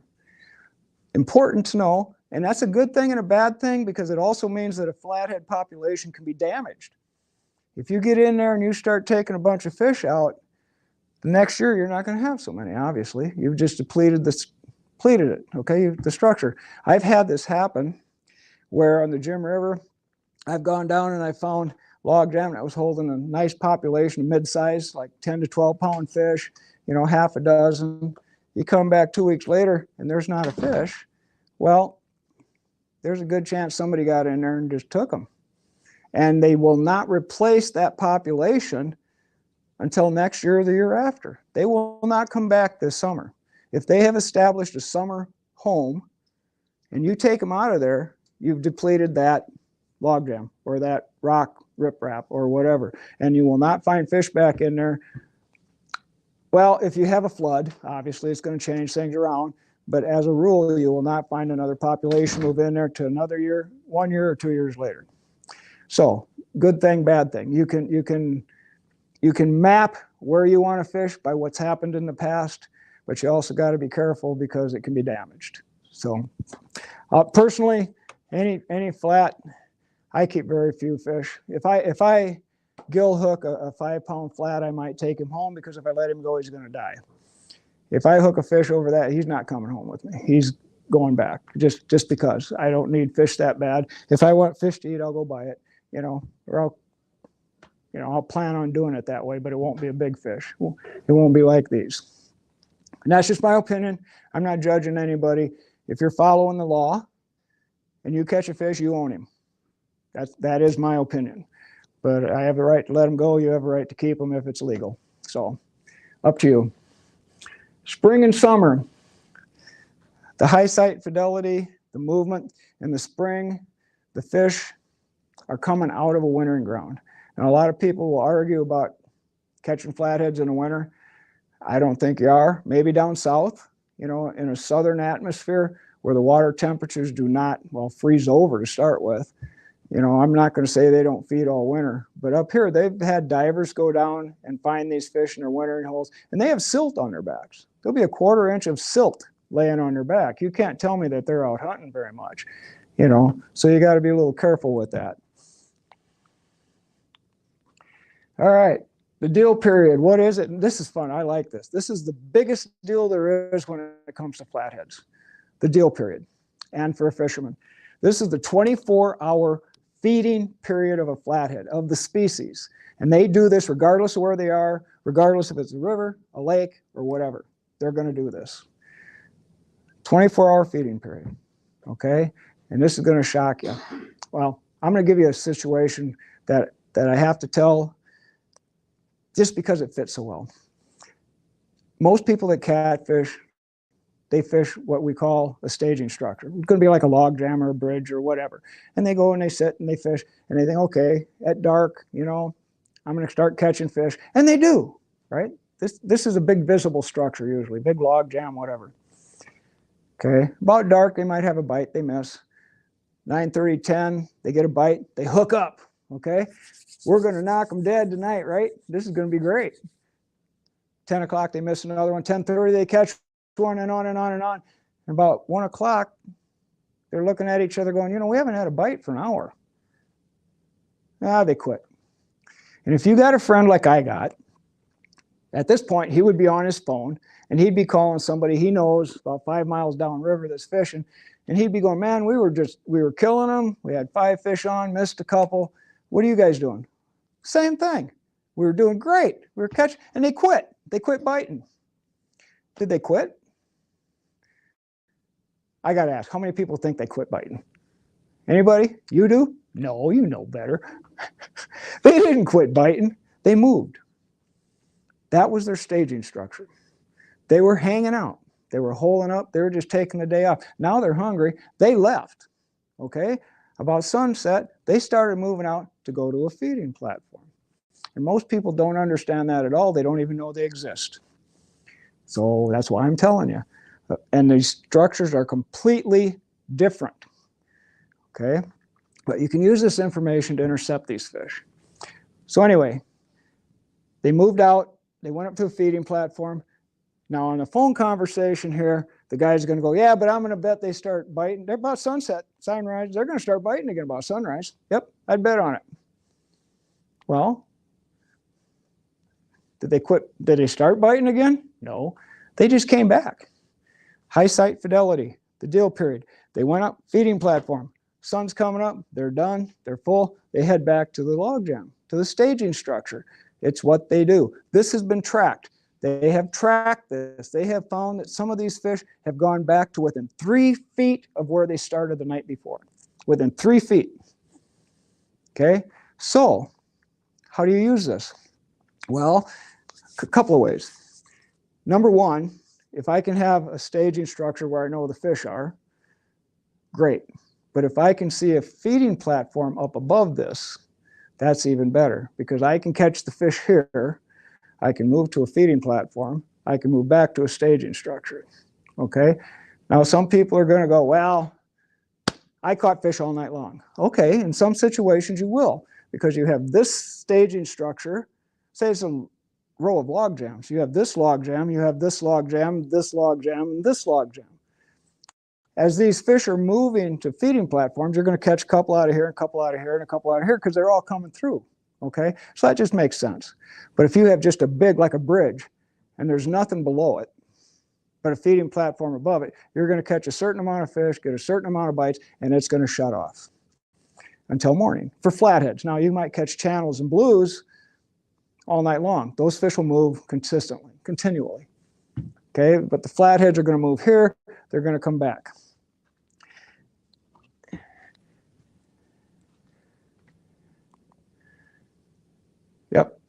We already discussed this. So what can, yeah, and what cat fishermen can do, we already did that. But there's another thing you can do with the deal period. Say you have no access to an area, which happens. You got private property.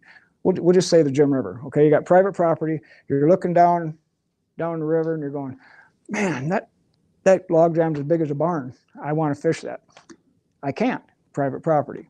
I mean, you can ask, but But is there a feeding platform within 3/4 of a mile of that staging structure? Because they will travel up to 1 mile at night to hit the feeding platform.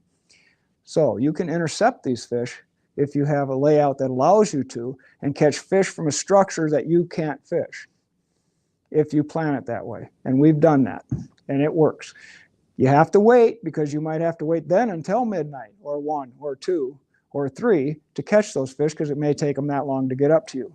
But you will catch them going up, and you will have some hits coming back down, just like you would have off the staging structure. Works really good. Caught a lot of fish doing that. The 3 structures I talked about. You have a nursery, you have a staging structure, and you have a feeding platform. The nursery is exactly that. It's made up of structures or elements like these rocks, a certain size, and it makes sense. It's very easy to understand.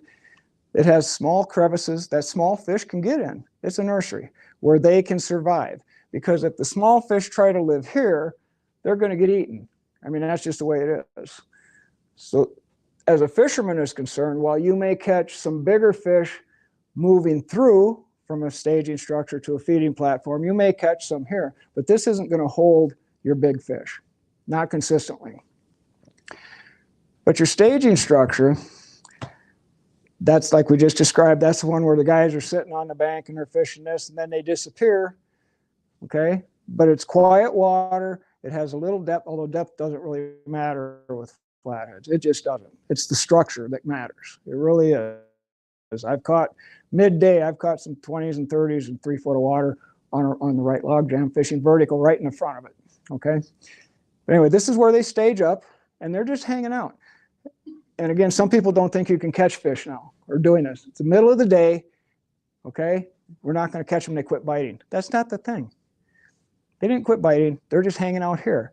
If you put a bait on his nose, if you bump him with a good live bait, he's going to hit it. That's just instinct. He may not want to eat it, but he's still going to hit it. So this is where I would be fishing vertically into these pillars, where you're actually, the boat is setting up against the upstream side and you're just probing holes, okay? You bump a fish, he's going to hit you. Midday, I don't care what time of year, it will do it. This is your feeding platform. And yes, this was all taken kind of the same area. This is the rocks right here. And this is where we do intercept. We move from here to here, and we will catch fish according to the time. You could sit here at 8 o'clock at night the whole time, every week, or every day, every week, and not catch a fish. You'll catch them right here, but at midnight, you're going to catch them here. Okay, and what the feeding platform is exactly that. Okay, you've got your good structure area, you've got current breaks, actually this is a 20-foot dugout right here. This is an 8-foot platform, okay, where the bait fish get pushed up in here, okay? I'm going to tell you a secret about flathead and what they like to feed in. It's been documented, tested, tracked. They want to feed in under 10 feet of water. And it's because of the way they're built. Again, we have the undershot lower jaw, okay? They want to come up. They'll cruise on the bottom about 8 inches off the bottom, and their whiskers will allow them to hit down, but they want to hit up. That's how they hunt. That's why their eyes are up on top of their head, not on the side. Their heads are flat. They have the undershot lower jaw. They're built to come up, okay? Why under 10 feet? Think about it. If this flathead's cruising 8 inches off the bottom, he's in 25 foot of water, and there's a shad up on top, is he going to ever know it? Even if he knows it, can he catch it? Probably not. If he's cruising 8 inches off the bottom and it's 6 foot deep or 4 foot deep, he can sense that fish above him and he can hit that fish. See, it's just kind of the way they evolved. And that's why they are so different than the channels and blues. Blues and channels won't do that. They'll feed in shallow water. But with a flathead, it's like a must. I mean, you can catch them. I know a guy that fishes Hoover Reservoir that caught a couple 50s last year,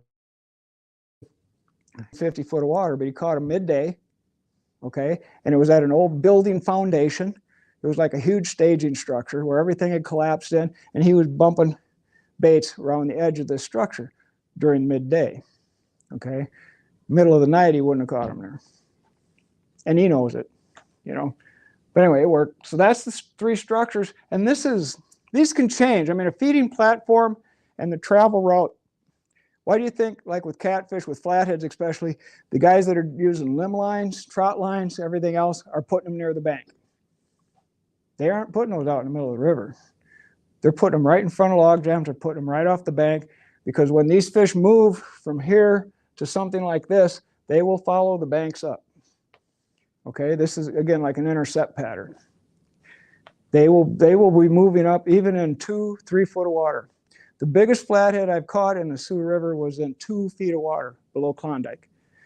I don't know if you're familiar with the place down there. Before they did the new canoe rapids down there, there was actually a little Lowhead Dam, and there was a great big old bridge metal pillar that came out. Water was about this deep. And there was a big surge of water that came off the dam like this. And there's a big pillar that came out here.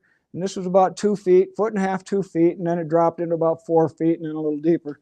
And the big flatheads came up right in here every night about 10 o'clock. And it was 52 pounds, Sioux River. Now, how many people would even think the Sioux River had a 52-pound fish in it? Not many. We had biggest last year was 48. You know, they're big fish, but you have to target them. You got to go after them. Okay, the staging structure, we talked about it. Good example. This same place, other side, different side of the bridge. Look at what you have here for a structure, though. You've got a current coming right here. So you've got a current line that's buttoned up right up against the front of it. You have your upright old pillars, your metal girders. This is actually about 15 feet deep right in here. Okay, this drops into about 20 foot. This right in here is about 7 and 8 foot. You've got a big canopy. Okay, and again, this is where the fish are going to hold up. It's hard to fish.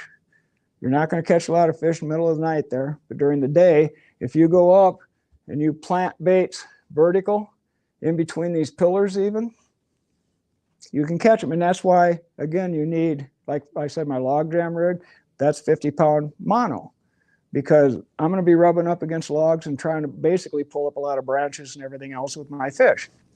Braid will not do it. Can do that, but you really risk getting cut off doing it like that. Again, that's your staging structure. It's just so much fun doing that. I'm looking forward. The feeding platform, again, here's what we were showing you. This right here, you see just a nice quiet line. It's where this drops in right here. You can see where it's dropping. And there's rocks up against the front. This right here, like anywhere from 2 to 4, 2 to 6 feet deep. Catch a lot of fish out there. You can use, nice thing, you can use slip bobbers. In fact, actually, you get closer to the ripple right here, you're going to want to use slip bobbers because you got rock down in there. A regular rig tossed in there is going to get you hung up. You just use a nice big float with a little green-eared sunfish underneath it, about 3 feet down. Let him swim around in circles down there and hang on. You're going to need to hang on. So, what about your next trip? You got a plan, just like the first seminar. What do you want out of that fish? It's a big deal. Do you want a 50-pound fish? Fine, go for it. Do you want to just sit and enjoy the night and have a cup of coffee? I mean, good, do it. You want to catch a couple fryers? Good. It makes a difference how you approach this, what you're going to use for bait, what time you're going to go, your plan for the trip. You have to do it that way. Now, there are people probably watching the broadcast where that may be going, you know, you don't need to do all this stuff. If you're fortunate enough to have a body of water that has that kind of flathead population, good. I'm happy for you. Up here, these fish are a little scarce. You have to hunt them down. And it's kind of like hunting a big buck deer, whitetail buck. There's going to be certain areas the big one's going to be, and there's going to be certain areas the little ones are going to be. That's just the way it is. Okay? A big buck's the same way. He's not going to hang out, well, some will in the hunting season, he'll hang out behind one bush in the middle of the field. But as a rule, he wants food, he wants water, he wants cover. And he wants visibility to where he can see what's going on. That's where you're going to find your big bucks, as a rule. In November, you'll find them running down the highway. but we won't go into that. So that's it. We're 5 minutes early, but any questions on this? These fish are really fun. You just have to be prepared for them. And I hope that some information here was a little different than what you've heard before. I think it probably was. Pay attention to the high sight fidelity. Pay attention to the deal period. That's a game changer. It really is. If you understand it and you play with it, practice it a little bit, it will consistently put you on fish. It will, compared to not using it. I mean, I can't guarantee you, there's no magic wand, there's no miracle lure, but you really up your odds if you just play their game. Understand them, play their game, use the information they give you, and you'll catch them. You will. And you'll catch the biggest fish in the water. If you combine this with the theory of three structure process, which is what we do, I mean, we catch a lot of big fish. And I'm not bragging. I'm just saying it's because I want to explain what where the theory of three came from real quick. Back at the turn of the century, believe it or not, at the turn of the century, I was pro staffing for one of the largest lure manufacturers in the United States. I won't mention their name, and I was basically, I'm not paid, but let's just say it was my job to set world records, okay, which now are over 40 in different line class records. And I didn't have the time or the money to have to spend a week or 2 weeks or 10 trips to catch one fish. So we had to figure out, how do I find this particular species, this particular size, and also with the particular equipment I have to use. Let me explain that. If we're using 2-pound Andy IGFA line class line, it's 1K line, okay? I mean, you can go like this. I can't catch a fish around trees. I can't catch him around rocks. I can't catch him at a 50-mile-an-hour current. So you have to find, it gets really picky then, because you got a species, you have a size, you have equipment that limits you. You have to pick a structure that will get that species and that size with that equipment. That's the challenge. And you don't get rich doing that. You don't do whatever, but it sure beats just watching a bobber. I have a lot of fun doing it. My daughter has a couple of her own world records. My other daughter has a couple of world records. It's just fun. Gives you something to do. It's a target. That way you just don't need to catch 100 fish to have fun. You go out and you catch one fish. Your channel cat 2-pound line class took you 56 minutes to get in. Jaden's 2-pound northern pike was 57 minutes. I had a 2-pound line class in the Red River up in Canada for the men's division. He took 4 hours in a current. We ended up drifting the boat for almost 7 miles to get him, but it was worth it. It was the whole day, but it was a challenge. You combine the information on the fish and that strategy, you get dangerous. The fish have a reason to fear you, which makes it kind of fun. And that's it. Yes, ma'am. I have a couple questions. Oh, okay. I was wondering, will you kind of just do a little recap on what the feeding platform is? Sure. The feeding platform is an area, it's an area that's going to be under 10 feet deep. It can be made up of a lot of different things. It generally has a stop in it where the bait fish can get piled up, like right below a riffle, right below a low head. It can be a shallow bank, like an area where you would set your trot lines or set lines. But if it's a shallow bank, it's either going to be just to travel through, or it's going to have like maybe some root balls on it or something like that to hold the bait fish. It's going to be where the bait fish stop, under 10 feet, where the flatheads can sense them and hit them from below. Okay. I don't worry about light. Some people think, you know, you get up there with headlights, you're going to scare the fish. You're not.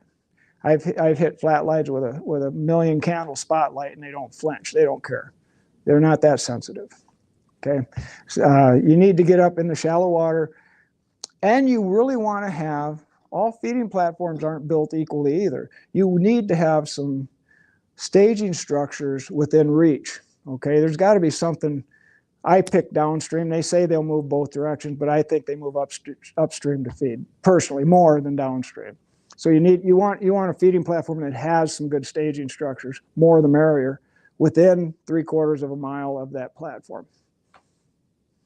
Yeah. We have another question. Could you talk about big flatheads on a wing dam? Sure, I will. Big flatheads on a wing dam. Yep. Mostly you're going to be talking the Missouri River area. And wing dams are the biggest structure normally, besides dams, on the Missouri River. I will let you know right off the bat, a lot of people, for flatheads anyway, fish the wing dam wrong. And that's probably where this question came from.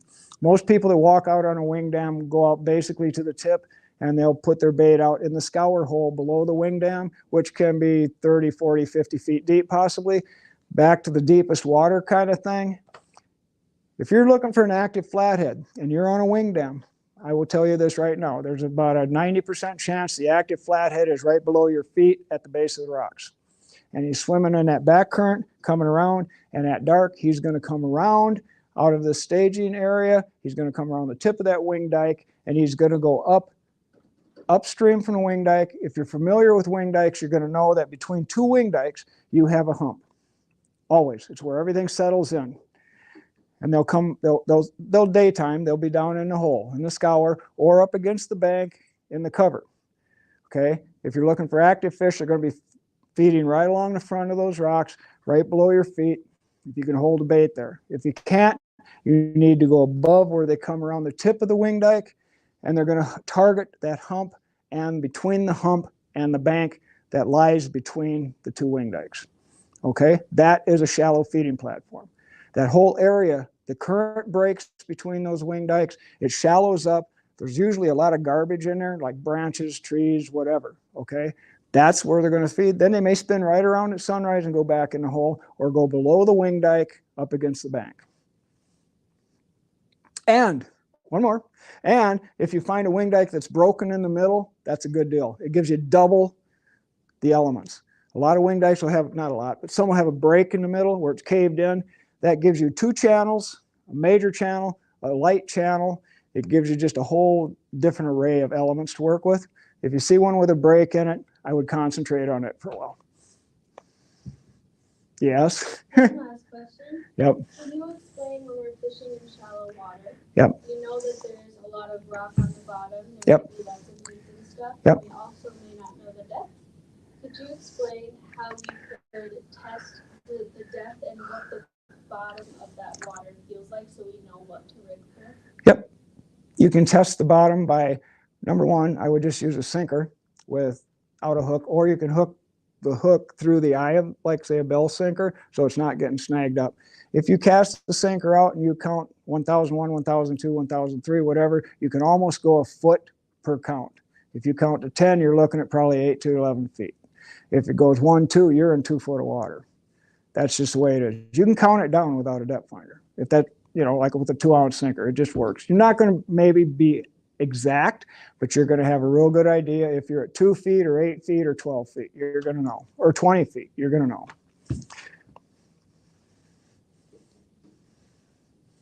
Any questions? Yeah, she's my boss.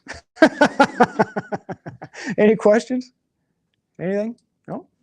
Oh, okay, we're right on the money. I appreciate it. I hope it was some information that helps you.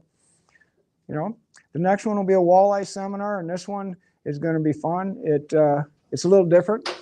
We don't get into the fuss of everything really tough. We simplify everything, and I think it's kind of cool.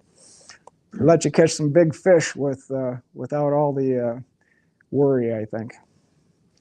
All right, we'll start this back in about 10 minutes. Thank you.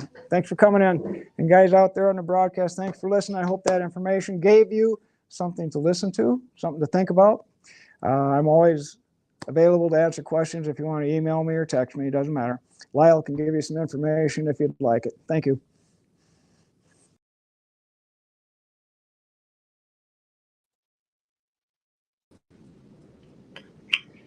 Very good again. Hey, Lyle. Hey, he's doing really good today. We got one more. The next one's on walleye. This one's going to be new for all of us. Oh, you guys haven't heard this one yet? No, the walleye one is new for us, and I'm excited about that because I know that walleye in my area, where I have multiple lakes, is a target fish in this area. So the people who live around here will get a big benefit out of it. It's a really good one. I think it kind of feeds a little more back into, because flathead are so specific to what they are, right? Right. Like, that's why they have their own seminar on their own. I think that walleye, this seminar is going to kind of have more elements that feed back into the theory of three, but also we're going to talk a little more about color, which is a little more specific to this type of fish as well. So I think that'll be beneficial for people to kind of hear and know about if they're looking for some tips and tricks on bigger walleye or just more a high percentage area of just more, whether they're Right. big or small. Yep, I'm excited about it. I think it'll do really well, and I know there's a lot of people that fish for crappie and walleye and things like this. And from my experience, which is not what Ted's talking about, but when I'm crappie fishing, I catch walleye when, so what will work for one should work for the other. Yeah, that's what's really nice about this type of fish. When you go out and you're catching, you can go out for perch, crappie, big bluegill, walleye, all kind of in the same, and you can utilize the same colors, you can utilize the same rig, and it's nice to have all of that available, but also knowing what works best for the species is good for it's on its own, but it's also good because it lays over to a number of different, like you said, like crappies. You can even get into big bluegill, which we've gotten into and we've been pulling for walleye. So I think a big part of this seminar that I think is exciting is color. That's, I think, my favorite part that he gets into when we're talking about jigging and different colors that we want to utilize. That's going to get us the best results for walleye, but also all those other species. That's great. I'm really excited about this, and it'll be a lot of fun. And I think a lot of people are going to learn a lot on this particular one. But I think so too. I think this one is extra exciting. This is one of my favorite ones as well. Very nice. Very nice. Wonderful. Well, he is ready to go whenever you are. I'm ready now. I'll bring him up and knock us out. Thank you. All right.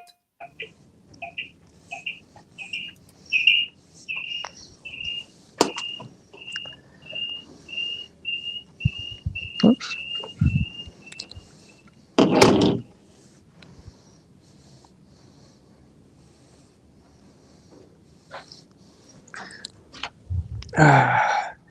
All right.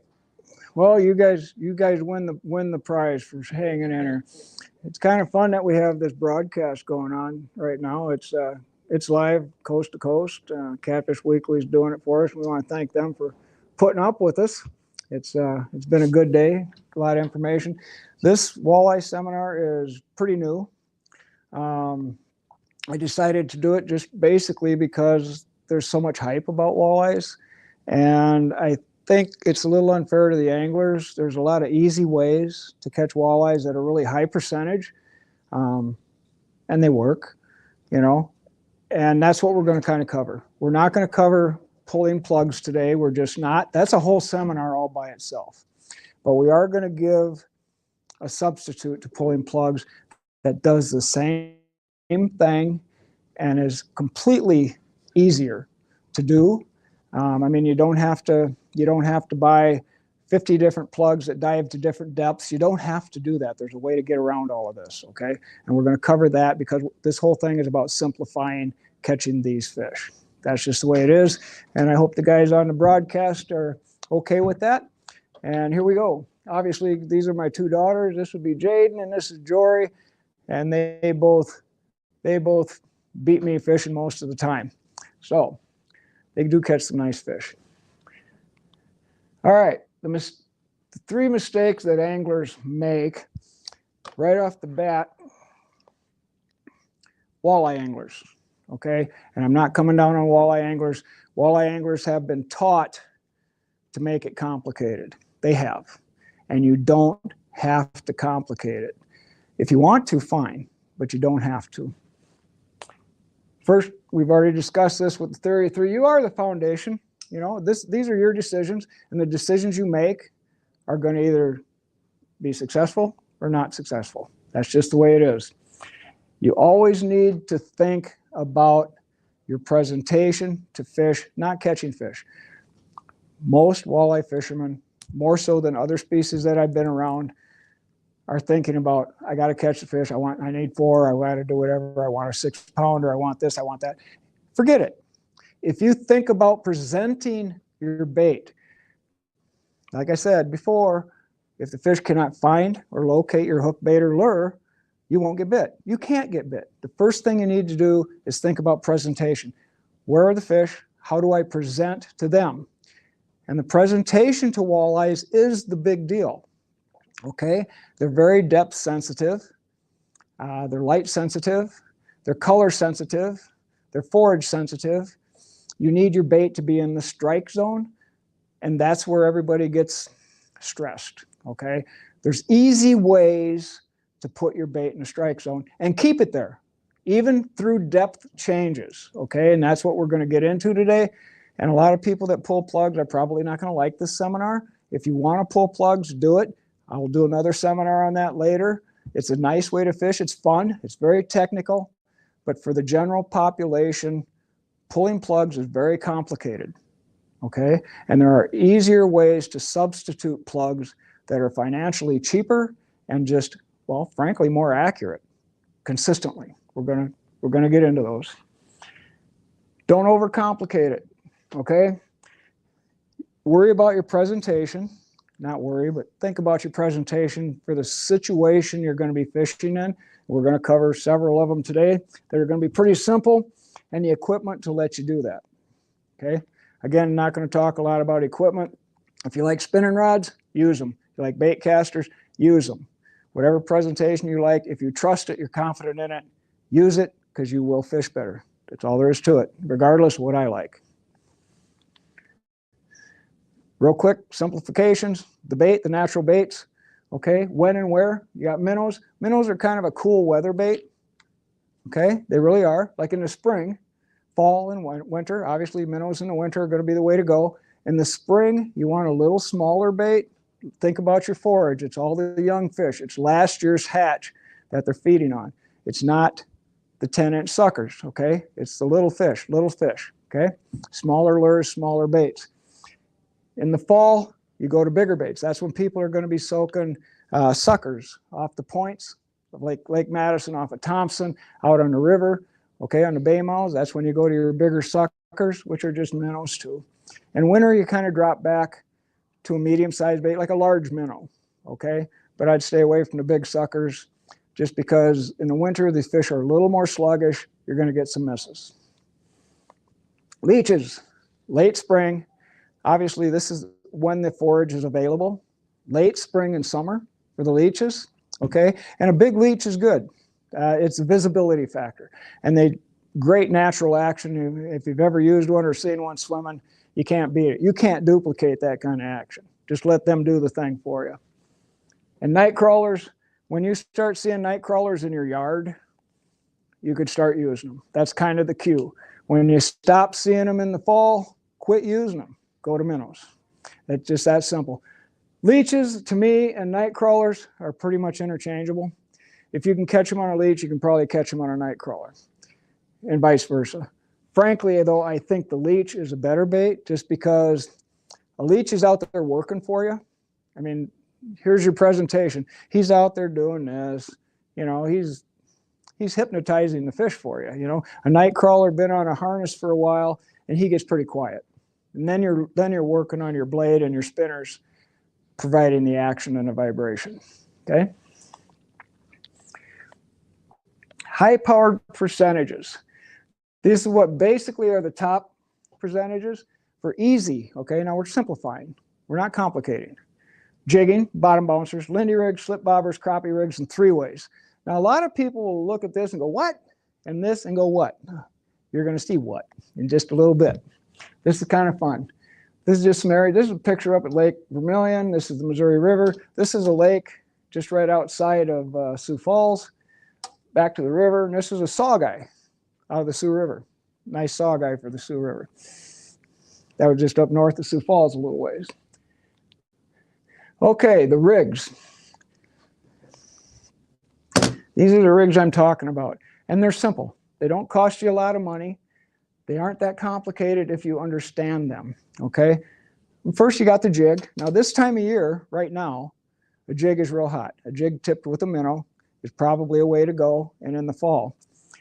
But most anglers are taught to fish a jig wrong, okay? And a lot of that's just simply because of hype. If you have read, and I'm not coming down on in fishermen, they've been great for the fishing industry. But they're like into snap jigging, they're into power trolling jigs, they're into all this other stuff. There's 3 presentations of a jig that will work for you. Doesn't matter what kind of water, doesn't matter the mood of the fish. It's basically the same presentation, but which one you will choose depends on the bottom, okay? In the spring and fall when you're fishing for walleyes, usually they're not suspended, not in our area. No, I'm not.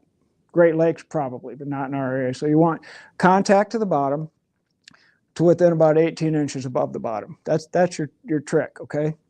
And most guys that are doing jigs, you can just see the action. Most guys that are doing jigs are doing stuff like this, right? Okay? They're overworking the jig. Do you realize how far that jig's moving when you're doing this? 3 feet, 4 feet, you're jerking it away from every fish in the water. When you do this, it's moving 1.5 feet. Okay, if you have a clear bottom, like right now, if you have a clear bottom, you got to trust me on this. I'll show you pictures from yesterday. If you have a clear bottom, you're not getting hung up. And I'm fishing a jig in a minnow. Right now, I'm holding at a 45, I'm making my cast, and I'm doing this. And I'm stopping. And I'm doing this, and I'm stopping. That's just the way it is, okay? Now, if I have a bottom that's, well, let's just say not quite, doesn't want to cooperate, covered a little bit, or I'm just antsy and I don't like that, I can't do that, okay? Then you change it up, don't jerk. Then you change it up and you can cast, tighten your line, just lift, drop. Turn and a half, lift, drop. All you're doing then is floating your bait like this. Don't jerk it away from the fish. You want him to look at that jig, okay? You want him to be looking at the jig, but he's not decided. You don't want to jerk it away from him. So all you do is just lift it, let him follow it, let it drop. He's going to hit you on the drop. Lift, 1 crank, drop. It takes a while, but why do you want your jig out of the water? It's in the water to where the fish are. You have to coax him into hitting for you. And you want it quiet in the spring and quiet in the fall. In the fall, you want to use plastic on your jigs, like a twister tail and your minnow. You want to bulk it up, just like we talked about. The minnows are bigger in the fall, right? So you bulk it up with a plastic, and then lip hook a minnow on top, okay? In the fall. In the spring, just the jig head and a minnow. And do it quiet. Do not overfish these lures. Not everybody, most people really overfish these lures badly, and they're missing fish. They're catching aggressive fish, but the fish that are looking at the jig and following it, they're missing because they're jerking it away, okay? So don't do that. That's your jig, and we will get into some colors. There's some real interesting things about color that I want to talk to you about, okay? That it doesn't matter, there's a difference between a walleye being able to see a color or being attracted to the color. We're going to get into that a little bit. There's a big difference. The next rig is a bottom bouncer. I'm going to keep this with me. Most of you are probably familiar with bottom bouncers. And again, a lot of people make a mistake when they fish a bottom bouncer.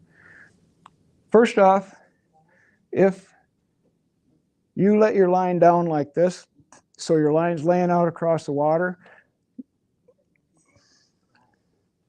Sorry. No. Get started with the walleye stuff Yep. already. Okay. We have people that are Oh. still checking in. Okay, we got some people wanting in. Hang on. Yeah.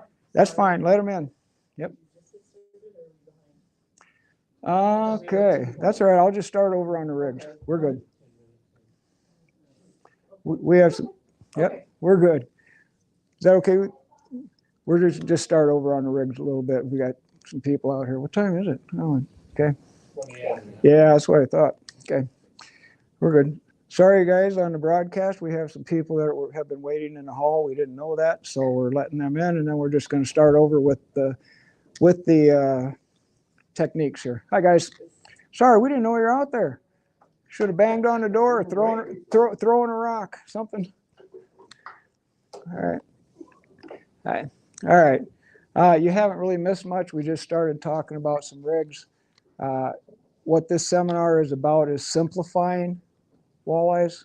We're not going to talk about plug pulling on this one because that's a seminar all by itself. Okay? I mean, it just is. And frankly, we do offer a replacement to plug pulling that is a lot simpler and much more accurate for keeping your lure in the strike zone. This is all about high percentage presentations, easy, stress-free stuff. Okay? We just got done talking about the jig, and that's right now. We're going to go over it again for you guys. Thanks for coming in. Most people that fish walleyes with jigs are overfishing the jig. That's just the way it is. They're overfishing it. This time of year, you really have one type of presentation that you can do 3 different ways. Do not overfish the jig. A lot of people, if you watch them right now this time of year, they're down on the river somewhere, they're casting and they're doing this, right? Okay, and like I just talked about a little bit ago, how far is your jig moving when you're doing this? About 3 or 4 feet. And it's moving very fast, okay? Right now you've got a sluggish fish. He's wanting to eat. Don't take it away from him. You got 3 types of presentations.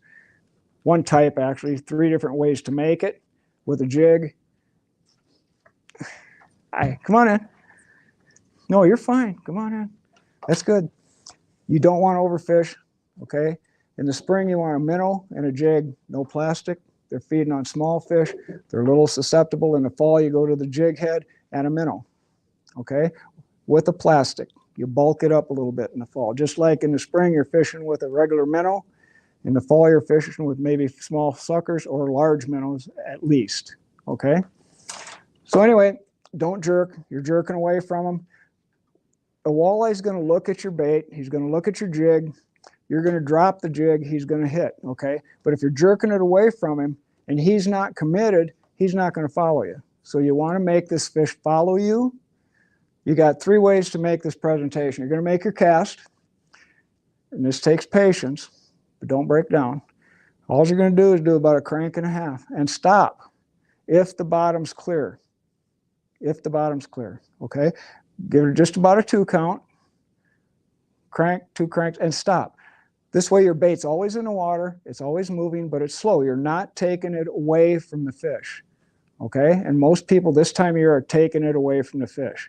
The second presentation, if you're bored with this and you want to do something else, is just a lift and drop, but don't jerk it, okay?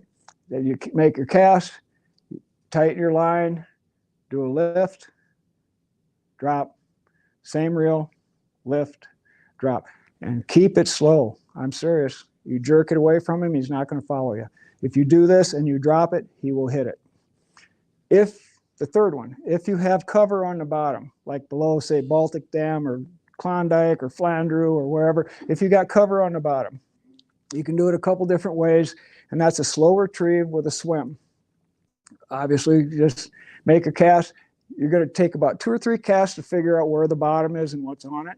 Once you do, you can time your retrieve as slow as possible to just glide over what's on the bottom. Because if you let it sink down into the rocks, you're going to probably get snagged up, right? So that's for fishing tough stuff.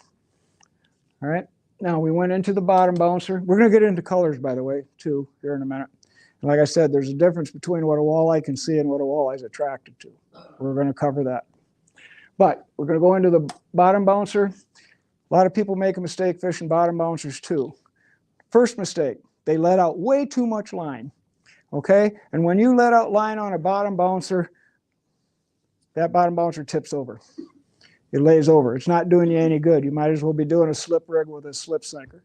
Okay, it's not standing up. If you let out too much line, if your rod is down here and the line is laying out like this, that bottom bouncer is not standing up. It is laying down and dragging in the mud. You want your rod up to a 45. If you're in deep water, great. If you're in shallow water and you're worried about spooking fish, you're going to go to a different rig. Instead of a bottom bouncer, you're going to go to a floating slip rig, and I'll show you that in a minute. Okay? If the bottom bouncer is giving you trouble, you can also do this. On the tail, these all come straight like this, right? And that's about the most unbalanced way you can make a lure. If you grab this, grab the tail, put it in a half moon. Just a little half moon, just bend it. That way this, just like this. Instead of trying to stand up like this, okay? Now you have your line tied here, and it's got a foot, and it'll stay stood up for you. If you're going around corners, speed up. If you're trolling, obviously, you're going to want to speed up a little bit. Because going around the corner, you're going to have a tendency to tip it over. If you're dragging in the mud, a couple things happen. You're just picking up junk, and the spinner bait is not working. If you're using a crawler harness or whatever, it is not working. The slip sinker, or the slip rig, basically, really versatile. And I was just saying, if you're in shallow water, you need a different rig. You can adjust this rig a whole bunch of ways. Okay, you can fish it just like this, or say you want to drift or you want to troll shallow water. You can use planer boards, that type of thing, to get it off the side of the boat. Personally, I got two 14-foot trolling rods. I just put out the side. It takes care of the problem. You can put a float on this, which they used to call a floating Carolina rig. Just a little carrot float, little peg floats. If you're in shallow water, you want to put a leech or minnow on this. You can use a walking sinker like a Lindy no snag or whatever, 3/4 ounce. Get your bait up off the bottom with the float, adjust your leader to whatever you're comfortable with, put a minnow, crawler, leech on there. That's a nice shallow water rig or a river rig. If you're fishing a current, you can do the same thing with the float, or you can put on a floating jig head. If you use a floating jig head, make sure you use something in a current that's big enough, okay, that it will take the bait up off the bottom, because the current is going to try to push the floating jig head down. Crappie rigs, the most underrated rig there is. Everybody thinks it's a joke, or a lot of people think it's a joke. This rig is so adjustable. You know, for walleyes, your depth, your presentation depth is really important. This rig can be completely adjusted to keep your bait wherever you want it. These little pegs have like a little, well, there's usually just one little bead and the line just goes through twice. You can loosen that line up, just push it through. You can slide that connector up or down wherever you want it. If you want one bait 8 inches off the bottom and one bait 2 feet off the bottom for suspended fish, you got it right there. You can use it drifting. I wouldn't use it trolling. You can use it drift fishing right under the boat. You got 2 baits out, one near the bottom, 1 2 feet up. You're hitting everything. Most people won't even think about doing that. Also, if you're fishing a lake, you got quiet water with a crappie rig. And I get people that laugh at me when I do this. I'll put a 1-inch float on top, just this red and white snap float. There's a swivel up on the top. Okay, and people will go, I'll cast it out, and of course the bobber sinks. People go, what do you do? Your bobber's not, you can't even see your bobber. Well, no, that's what I want. I don't know how deep it is out there, okay? I have this adjusted so this will hang down 8 inches or a foot off the bottom, and that's up 2 feet. I want the weight to pull the bobber under, because now that rig is standing up straight on the bottom. And I have one bait 8 inches off, one bait 2 inches off. It's right where I want it. It's simple. You can adjust the depth any way you want it. If you're fishing in a river with a light current, you can cast cross current, keep your rod tip up, and both baits, one bait will be just off the bottom, the other bait will be a foot off the bottom if you go at a 45-degree angle. Perfect placement for your baits. Very simple. And that's what this is about. Don't complicate it. Don't spend $1 million if you don't have to. It's just that simple. The three-way, this is where we substitute plugs. If you plug fish, and plug fishing is a totally different seminar. It is. If you plug fish, you know you need the ones that dive 2 feet, the ones that dive 10 feet, the ones that dive 15 feet, the ones that dive 20 feet. And you need all the colors, and you need the different shapes for vibration, and you need. The problem with all that is the bottom of the lake doesn't stay that way. You got 10 feet, 20 feet, 15 feet, humps, rocks, whatever, okay? You don't know where your bait is. You might think you do, but you don't. And if you do, you're spending way too much time not enjoying fishing. You take a three-way rig like this, okay? You have a drop line and a sinker, usually a walking sinker or whatever type you'd like, a three-way swivel, real simple, and a leader, and your main line. Usually I will tie this in a little lighter line than my main line. Say my main line's 15 pound, whatever, I'll maybe do 6 or 8 pound on the drag line. That way if my sinker gets hung hard, I don't lose everything. This will vary, depends on what I'm doing. If you use a heavy, like say a 20 pound mono, it's gonna catch the water, it will lift your bait more. If you use a braid on your bait line, it will drop more. You can adjust that real simple. You don't need any floats on this one, okay? Now here is the key. Trolling is a search technique, right? I mean, you're pulling plugs to find fish, get that shock, right? That shock strike, you know, the instinct strike, the kill strike. So you're moving, okay? Plugs are expensive. I don't use them, used to. What I'm gonna do with this, well, one or two things. You can either put a crawler harness or minnow harness or leech harness on there. If I'm searching for walleyes, say like out the river, Thompson, whatever, okay? I want that lure foot off the bottom, 18 inches off the bottom. What am I gonna do? I'm gonna put a MEP spinner out here. I know everybody's going, eh, they're 20 years old, they're 50 years old. Yeah, they are, and they worked for the last 100 years. You know, they do, they work. What's the difference between that and a crawler harness with a spinner? Nothing. You want to put a minnow on the MEPs, go ahead. You can get size 3, size 4, size 5 MEPs. You can buy 2 or 3 colors. You got the whole thing. That spinner will ride out here. You put about 1.5 feet, 2 feet of line here. You put 3 foot here. It'll ride a foot off the bottom all day long. It doesn't matter if you're hitting 10 foot of water, 20 foot of water, 30 foot of water. If you see your rod tip doing this, your sinker's on the bottom, that lure's right here, and it's spinning like this. It looks like a bait fish. I can't tell you the walleyes that I've caught doing that. And I mean, I got a little 8-pack of MEP spinners. That's it. And some sinkers, you know? It's so simple that it's stupid. And the only reason that everybody's to buy these lures is because the tackle companies want you to. I mean, Lazy Ikes still work, Daredevils still work, MEP spinners still work. And believe me, I like the new toys, I do. I have 3 depth finders in my boat. My wife will tell you that I like stuff too much. I really do. But when I can simplify it and be accurate, I mean, that's it. It's the presentation.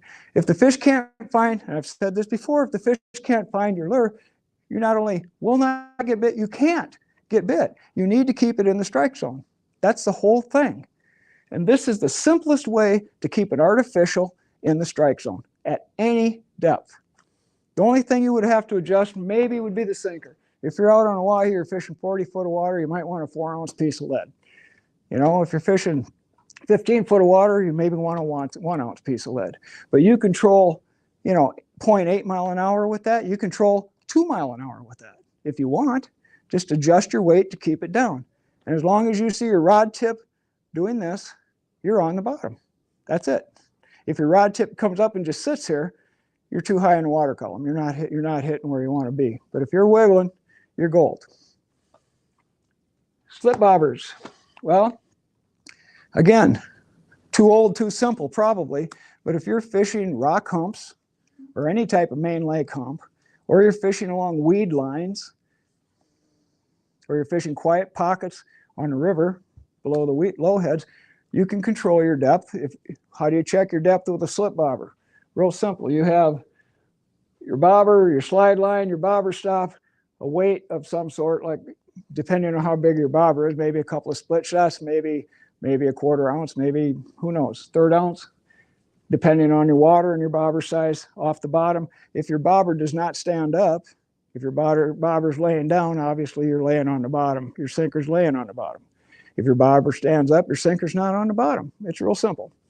You can adjust your depth with the slip sides, just 2 seconds, okay? Deep or shallow or whatever you want.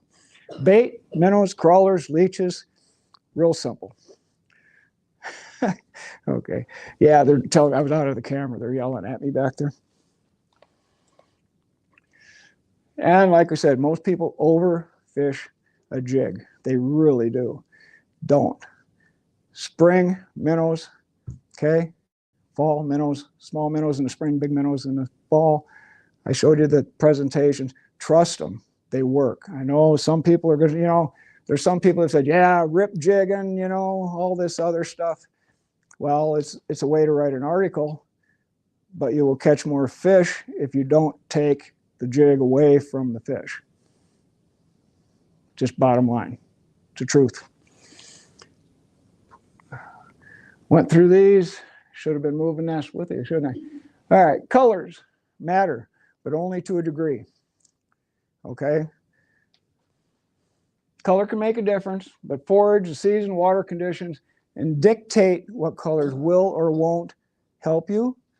But we can simplify this way down to, I don't know how many of you pull crawler harnesses. I got, I don't know, 1,000 spinner blades at home, and I got probably 15 colors, and I use 4. No matter where I'm at. Here, Canada, wherever, I use 4 colors. Simplify. Some colors are more visible, but it doesn't mean they're more attractive. Okay? Obviously, you want to somewhat imitate bait. Okay? Yellows, chartreuses for like the perch, that type of thing. But is what you should worry about more is honest visibility, not attraction. If they can't see it, they can't hit it. Okay? And fish are not rocket scientists. They aren't. They see it, the vibration attracts them, the vibration stimulates them, or they're not interested. There are colors, however, that are more visible. I'm not going to say more attractive, but more visible to walleye. Okay? And depending on the water clarity conditions, it's going to change which one it is. That's what we're going to get into. Okay, sunny, clear days. Okay? Now, we're going to go from bright to darkest, or clearest water, to somewhat stained. Okay? White. Now, white and pearl, they look the same, they're not. If you have a choice to go pearl over white, do it, because pearl will refract more light. And the whole thing is visibility. Gold, yellow, chartreuse. Chartreuse, a little tricky. Most people don't understand there's 2 chartreuses. There's a yellow chartreuse and there is a green chartreuse. The only difference, the yellow chartreuse has more yellow than green. Green chartreuse has more green than yellow. That's it. Okay? Silver. Try to imitate a minnow, but I have never seen a good silver paint that I like. It always looks junky, frankly. So I would substitute more of a pearl color with that if I had the choice. This goes from light to dark. I like to double up. These are jigs that I make for myself. I have some color combinations that I like to use. This is a gold. It's actually a metallic gold with a pearl. And I will use that on sunny days or pretty clear water conditions. But I still try to imitate a little bit of the bait color. I mean, even minnows have a little color to them. A little perch does. Everything has a little color to it. But it's very visible in the clear water. The next, I would go to chartreuse, a yellow chartreuse, and the pearl with just a little bit of stain, or maybe in the sunset, or like the dusk and dawn kind of thing, where the sun is not on the water now. It's still light out, but the sun's not on the water. So I'd go to the chartreuse over the gold on the pearl. This is more of a yellow, like a deep yellow, like a sunflower yellow. And that would be where it's getting dark, or the water has some stain to it, and I need something a little more visible. Okay, so I'm still going to stay with the pearl, but I'm going to put like a sunflower gold on it. The next one is where I'm getting into dirty water. Okay, I mean, I've got, it's getting muddy. or it's getting dark. Not real muddy, but getting dark. I'm going to go with an orange, a pearl, and a chartreuse. That's my clear water stuff. Now that's what is recommended according to the color charts, what is visible. Not necessarily what I use all the time, but that's what's visible in those circumstances. This is the low light, dark, and stain. You see how this changes now. And this is for visibility. It doesn't mean attractive, visibility, but that's the whole thing with this. They have to see it, okay? You know, they have good eyesight, but they have to see this. This isn't a big target. So if you can get that little, do it like a glimmer. Like if you see something glimmer in the sunlight, you see it, right? Without that glimmer, it might be there, but you don't see it. So that's the whole thing. You give them that opportunity when you do the lift and drop where they see that little bit of glimmer, they come look at it. That's what it's for. And this, I went to just the solid yellow. This is where I'm getting into dirtier water though, you know, a little more color to it. It's just a good color. It works really good in where you have a question. Is this clear? Is this considered stained? Whatever. This is just a good round, almost like a yellow chartreuse. It's just a good round out color. Yellow chartreuse, green chartreuse are the most visible colors there are to a walleye because of the way their eyes are made. I'm not going to say attractive, but the most visible. You want to look at that. This, you're getting into a little darker water, and the orange is just a good way to do it. It kind of goes in reverse. Believe it or not, if you're fishing at night, black is great. You would think it'd be just the opposite, but it's not, because black creates a shadow that they can see. It just seems backwards, but that's the way it is. Green, you got a green chartreuse, a yellow chartreuse, and the orange on the bottom. This is where I'm getting pretty dark, and I'm fishing real slow. Okay, I mean, I'm doing a lift and drop, and I'm not moving that bait very far. Maybe a foot at a time. I want him to see it because they're going to have trouble seeing it. And this is nighttime. Purple, for some reason, that's backwards because that color combination supposedly isn't very visible, but at night, or in what they say like on the Great Lakes, if you're in over 30 foot of water where the light is not there anymore, purple should be involved. Other than that, purple doesn't show up at all. I mean, as far as being a possible thing to use, but if you get into dark water, nighttime, or great depth where the sunlight is not penetrating, a little bit of purple, for whatever reason, seems to be the ticket. Now, I simplify this just kind of for me. If I'm going to go with walleye fishing, I don't want to take the whole tackle box. I want to be light. I'm going to take this jig for light. I'm going to take this jig and this jig. Covers my clear water, it covers my stained water, and it gets me into the darker water. It's real simple. Now, you can do this, apply this to all your spinner blades too. I mean, it's the same thing. The only difference with this and a spinner blade is a spinner blade supplies vibration where these don't. These supply motion, a spinner blade supplies vibration, which is important. Okay, I try to go a little bit with a natural fish, you know, a little bit of a bait fish still here, but then I'll go back to the gold, metallic gold on a spinner blade, the chartreuse yellow, the chartreuse green, and then just some funky color that looks good. but this one, quite honestly, if nothing else, you know, if everything else fails, maybe. But if I can't honestly catch them on one of these, on a crawler harness, I might want to switch what I'm doing completely. Like go to the three-way with a MEP spinner, something else, because this is in there, the natural colors of bait fish, of forage. It's in the colors that they can see the best in the water, different water conditions. If I can't hook up on a crawler with one of those colors, like I say, I might want to switch, you know, because something's not right. Something's not working. And you can't always catch everything. It doesn't work that way.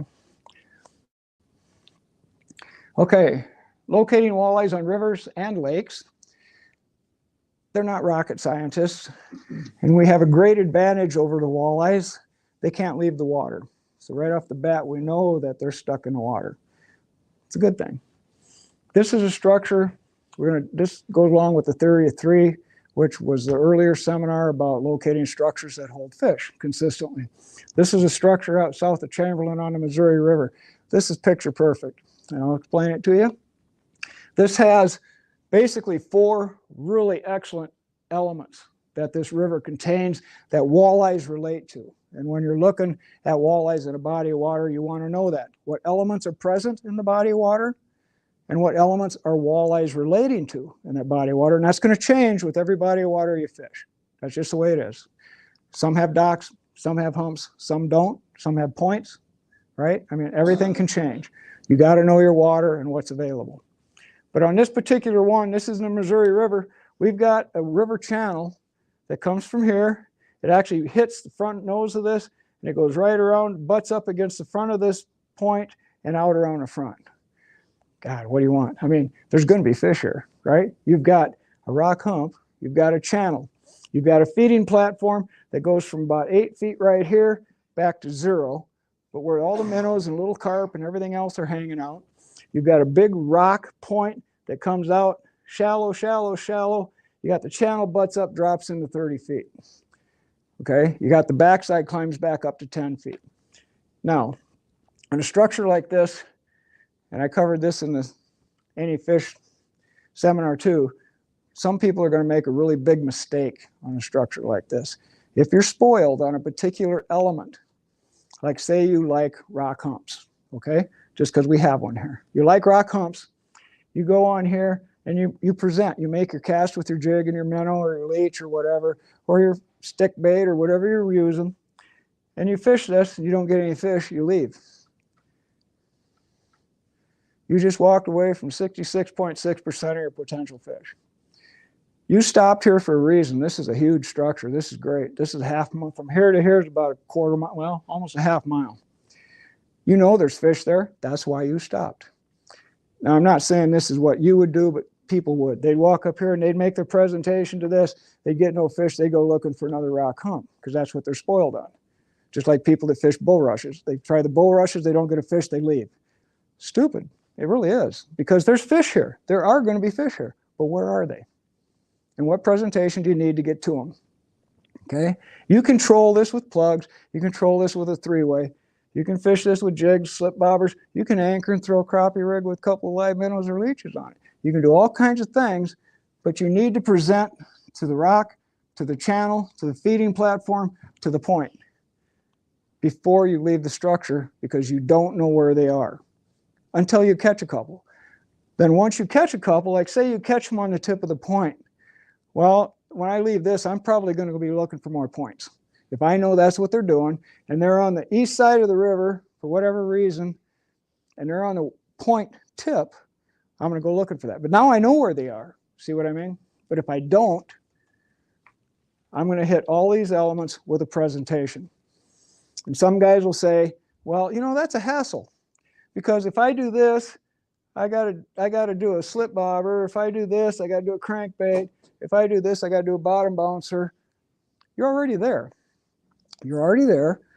You already stopped there because you thought fish should be there. And I just about guarantee there are fish there up somewhere. Why would you leave and spend a half hour to go look for another place to fish until you test it? Okay, you're already there. You got to do that. We've done this for 20 years, getting this information together, and I will catch more fish doing that than I will by leaving and going, like fishing northerns or musky. If they're on the bulrushes, I go to bulrushes. If I can't, if I catch them on rock points, I'm going to rock points. It's just real simple. But you have to know where they are first. And walleyes are the same, and you know that. Sometimes they'll be on the points, sometimes on the rock shorelines, sometimes on the weed lines, sometimes on the channel, sometimes on the flat. But you got to find out. This is a good example where a crappie rig works perfect. In fact, there's a picture of a fish in here that was caught here. But this structure is more important to look at. This is on a lake just west of Sioux Falls. Fishing crappie rigs with a float. If you look at the shoreline, this is where you got to, if you're fishing shore, you got to look at the shore. You got to look at what the water tells you, okay? We caught this fish right here. And what this tells me, that here's this rock line. See where this bank breaks away right here? It comes up. disappears. This is rain runoff right here. This is where when it rains an inch, you get water coming in the river there. So this is all silted in out here and shallow, okay? And it washes crawlers in when it's raining. This is a rock line that does not erode at all and drops off into about 5 foot of water. So this is an underwater point, essentially. This is a drop. See where this bank gets steeper? This drops into a bunch of good deep water where the fish can hold up like a staging structure. During the day when they want to feed, they're going to come up along this mud flat, this mud point, and along this drop. And that's where we catch fish. But most people will not look at that. You have to look at what the water offers you, okay? It looks like just a stupid bank. But if you read it, it's telling you a lot of different things. And where you position your bait is obviously the ultimate important thing. The fish have to find you. All I'm saying is read the water, okay? Look at what it's offering, just like here. This tells you a huge amount of things. Obviously, we have like a rock, well, I wouldn't call it a low head dam, riffle. They did just to support the bridge. You got a bunch of current coming through here. So you're going to have a duck. Actually, I know that sonar does. This is 22-foot hole, 20-foot hole right here. You've got a backwash over here. You've got rocks here, quiet bank here, rod tip here. This is a feeding platform about 8 feet deep. This drops into 20 feet deep, okay? So we've got a lot of different elements. You've got a ledge, you've got a drop, you've got a current line, you've got a feeding platform, you've got rocks and boulders down in here. The fish are hanging right here, right at the edge where the drop goes. They're off the base of the drop, right at the edge of the current where all the bait fish are trying to fight their way up, and at the edge of the feeding platform. And that was for catfish at that particular time. Walleyes are the same. I've caught walleyes down there too. Some of you might even know where that is. That's on the Jim River. No? Okay. I've caught walleyes in there too, and cats. Anyway, you got to just let the water show you, okay? When you walk up to a place, my daughter back there, that's Jory, she did something a couple years ago where on a lake that we fished that was perfect. It explains it all. We pulled up to the lake. We're going to fish off the shore. It's very close here. And she said, where do we go? What do we do? I said, I don't know, you pick. So we went there, and then we did a little tape, and I said, why did you come here? She said, well, we were standing there. Hope I get this completely right, but we were standing there, you know, looking at this, and she said, the water is quiet over here. There's a rock wall over here. There's movement over here, and I see some fish along the shoreline. There's just more going on. Plain and simple. Absolutely right. There's more going on. The whole lake was dead. Over there were fish swimming the shore. There were some ripples in the water. There's a rock. There's a drop. You could see there was a drop just by the shoreline. All the shoreline was going like this. This shoreline went like this. Where do you go? The water told her exactly where to go. And we caught a lot of nice fish. In fact, off that area, we've gone back there. We've caught northerns over 10 pounds. We've caught walleyes over 5 pounds. We've caught channel cats over 10 pounds. And it all depended on what presentation we used and what bait we gave them to eat on. But in that body of water, that was like a main structure. And so everything in there, every predator in there, used it. And I'm going to just kind of comment on that right now too. The quality of a structure, you want 3 good elements. Obviously, I've talked about this before. An element is part of that lake or river. It's something that's present, docks, rocks, whatever, okay? But what is a good structure in a body of water may not be in another water. Every body of water changes, okay? And by species and by body of water. Some fish like, you know, like smallmouth bass, I'm going to be looking for weed beds next to rocks. Smallmouth bass love that, okay? Northern pike, I'm going to be looking at weed beds on rocky points or in the back bays. I mean, it just depends what you're doing. So you have to weigh your water and the species you're chasing to that day, okay?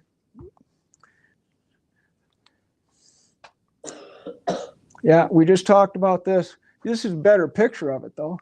You can see where this wall totally breaks away, comes back. This is where all the water runs in. That's an old beaver lodge. And then a rock shoreline that just like a nice staging structure. Staging structure is simply where the fish hang out. Okay, they're not feeding. They're just hanging out. There's a comfort zone. And this is where their staging area is right here. This turns into an underwater point like I talked about, in a rock shoreline that drops off. It doesn't erode. So you've got a bunch of breaks in here. The rest of this lake is just like a frying pan. It's just like this. There's no place else that will concentrate and hold fish, unless you get a wind, which I've talked about. If you get a big wind coming in, blowing the algae and freshwater shrimp a certain direction, then one shoreline can be better than another. That was in the first seminar also, but and this is the fish that came off there. That was the first one. Not big, but for a little South Dakota lake, it's a nice fish, you know. High percentage structure combinations. Yeah, we talked about this.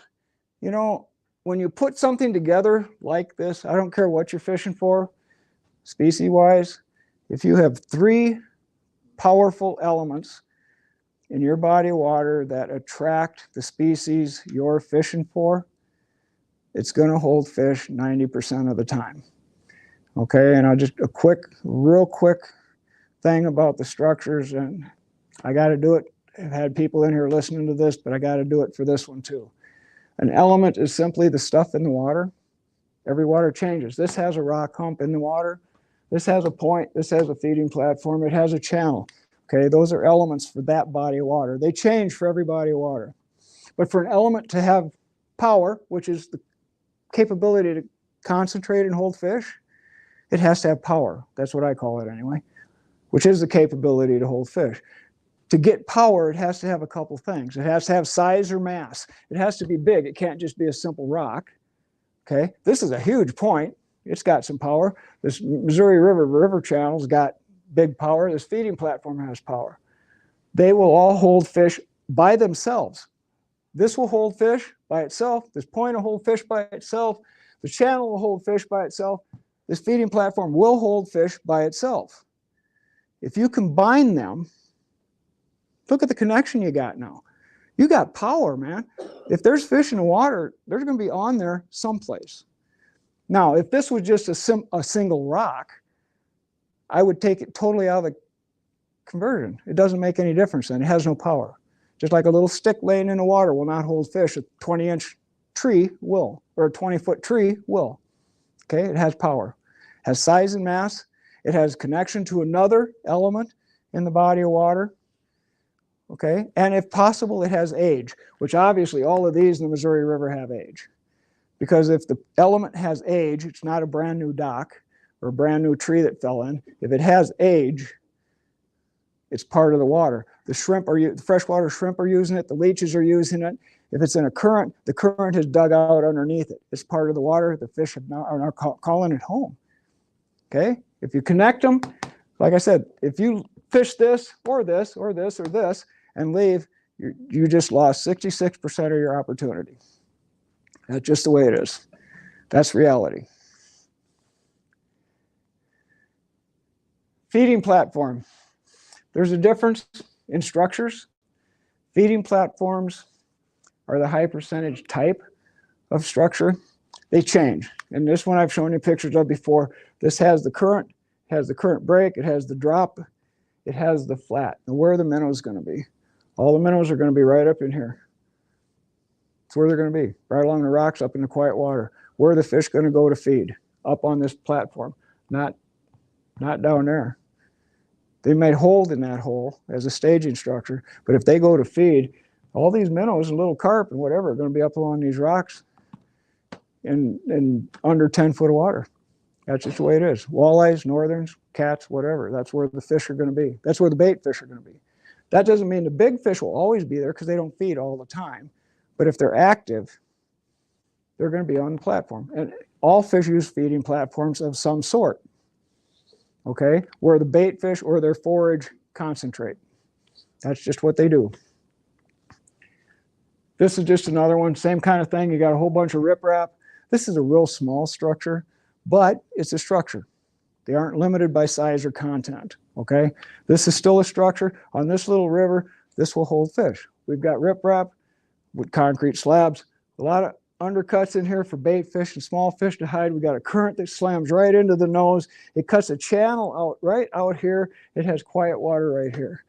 Now, even though that whole thing is half as big as this room and it won't hold 100 fish, if I was fishing that little tiny river, I would certainly put a bait in there for a half hour and check out the channel, the current ledge, the quiet water, the base of the riprap. It might hold 1 or 2 fish, walleyes, whatever, cats, whatever. You just have to take a look. What's the water offer you? That's all there is to it. Any questions? I'm sorry you guys got in on some of it or lost a little bit of the front end.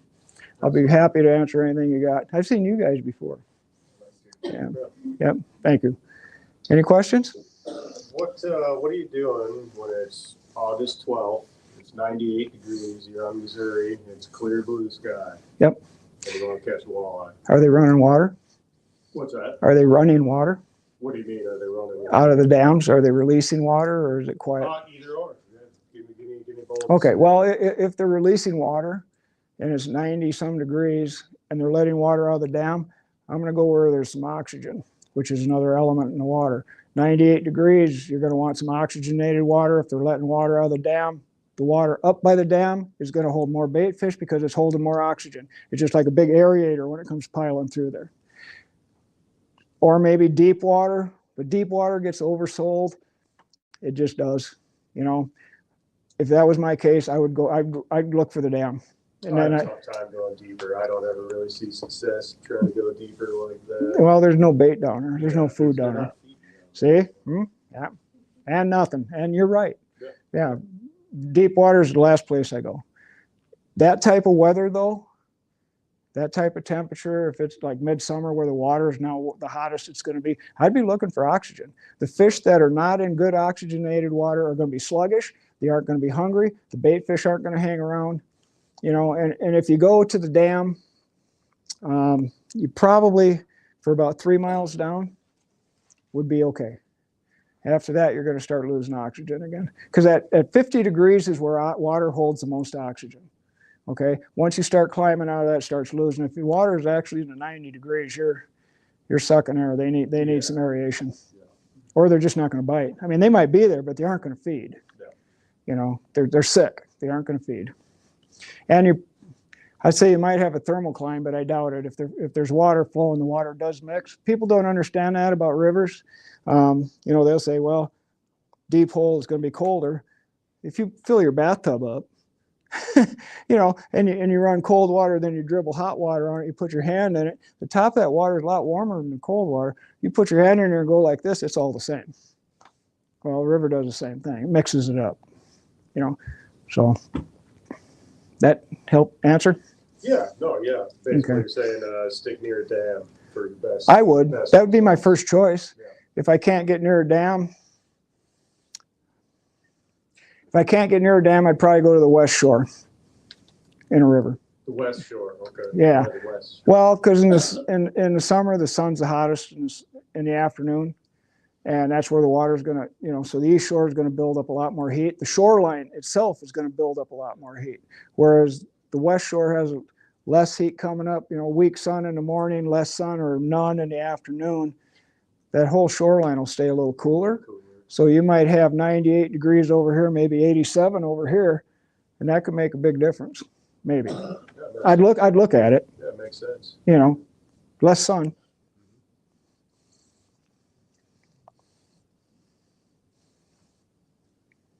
We good? What size maps are you putting on the three-way? 3, 4, and 5. 3, 4, and 5. Yeah, I would probably go with 4s and 5s, but if you're in a lake where there's just a bunch of little fryers, like you get up to Lake Ponset or something, I'd probably go down to a 3. You might get some white bass, you might get some big crappie, you might get some perch, you might get. That's all right. Yeah, that's what I mean. So I'd maybe go to a 3. If I was up at Thompson, I'd go to a 5. Okay. You know, just because then I got some northerns and I got some big walleyes and, you know, that kind of thing. Missouri River, I'd go to a 5, obviously. And you're saying, so you use, you got about 1.5 to 2 foot on your weights? Yep. Line there. Yep. And then make sure you keep your rod at a 45. Don't let your rod tip drop, because if you do, you're just dragging bottom. Always keep it up. You're going to lose about half of your drop line. Like if you got 2 foot, your spinner's going to run about a foot. If you got 3 foot, you're going to go about 1.5 feet. So is that like, like when I'm bottom bouncing, I generally go by an ounce of weight to 10 feet of water. Is that a good thing to go by, and does that work for Sure, this rig sure. as well? Yeah, well, Is it- it does, but it depends on your speed too, obviously. You know, if I was doing like a MEPS, I'd probably want a mile to 1.5 miles. I don't really like doing the 2 and 3 mile an hour stuff. It Yeah, is no, I don't. mile to 1.5 miles, and then is what I would do is just enough weight to get me to the bottom. If you see your rod tip moving, you're good. If it sits still, you're not touching. Just judge it, Okay. match your speed and your depth. Yeah. Nice thing though, say you're in 30 foot or 20 foot of water, and you come up over a 15-foot hump, your bait's going to keep going. I mean, you're still.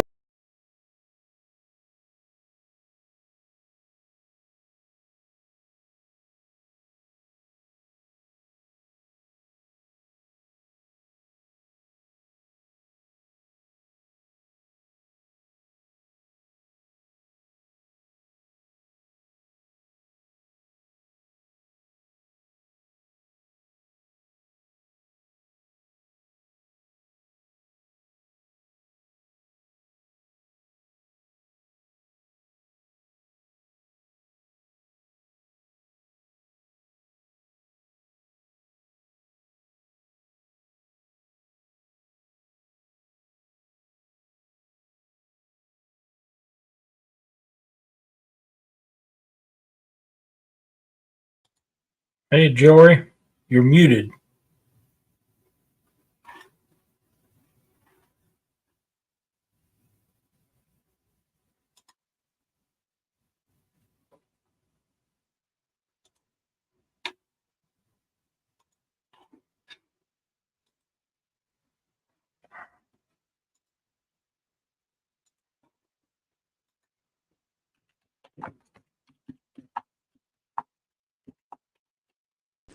Is it worth it to tip that spinner with a minnow or a piece of a crawler? Oh, or sure, anything? sure, tip him. Yeah. Yeah, if you want some scent on it, put a minnow on it. Okay. Or a piece of crawler or a leech.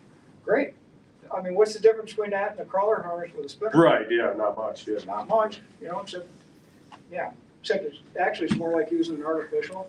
That's why I compare it to like plug pulling, because, you have a little bigger, just something bigger to look at, and it puts out a lot of vibration, a huge amount of vibration. They hit them. I mean, you know that. They do. They hit them. And it's cheap. I mean, you can spend $10-12 an artificial lure. You can get a MEPS for $6. You don't need a MEPS that dives to 2 feet, 6 feet, 10 feet, 12 feet, 20 feet. One MEPS and a sinker, and you can fish any depth you want. That's cool. I'm gonna try it. Yeah, I like that. I will do a plug pulling seminar at some point, but I don't sell product. I just don't. Okay, I think the best product there is information, and I think that you're more important than the boat. Simple. You are.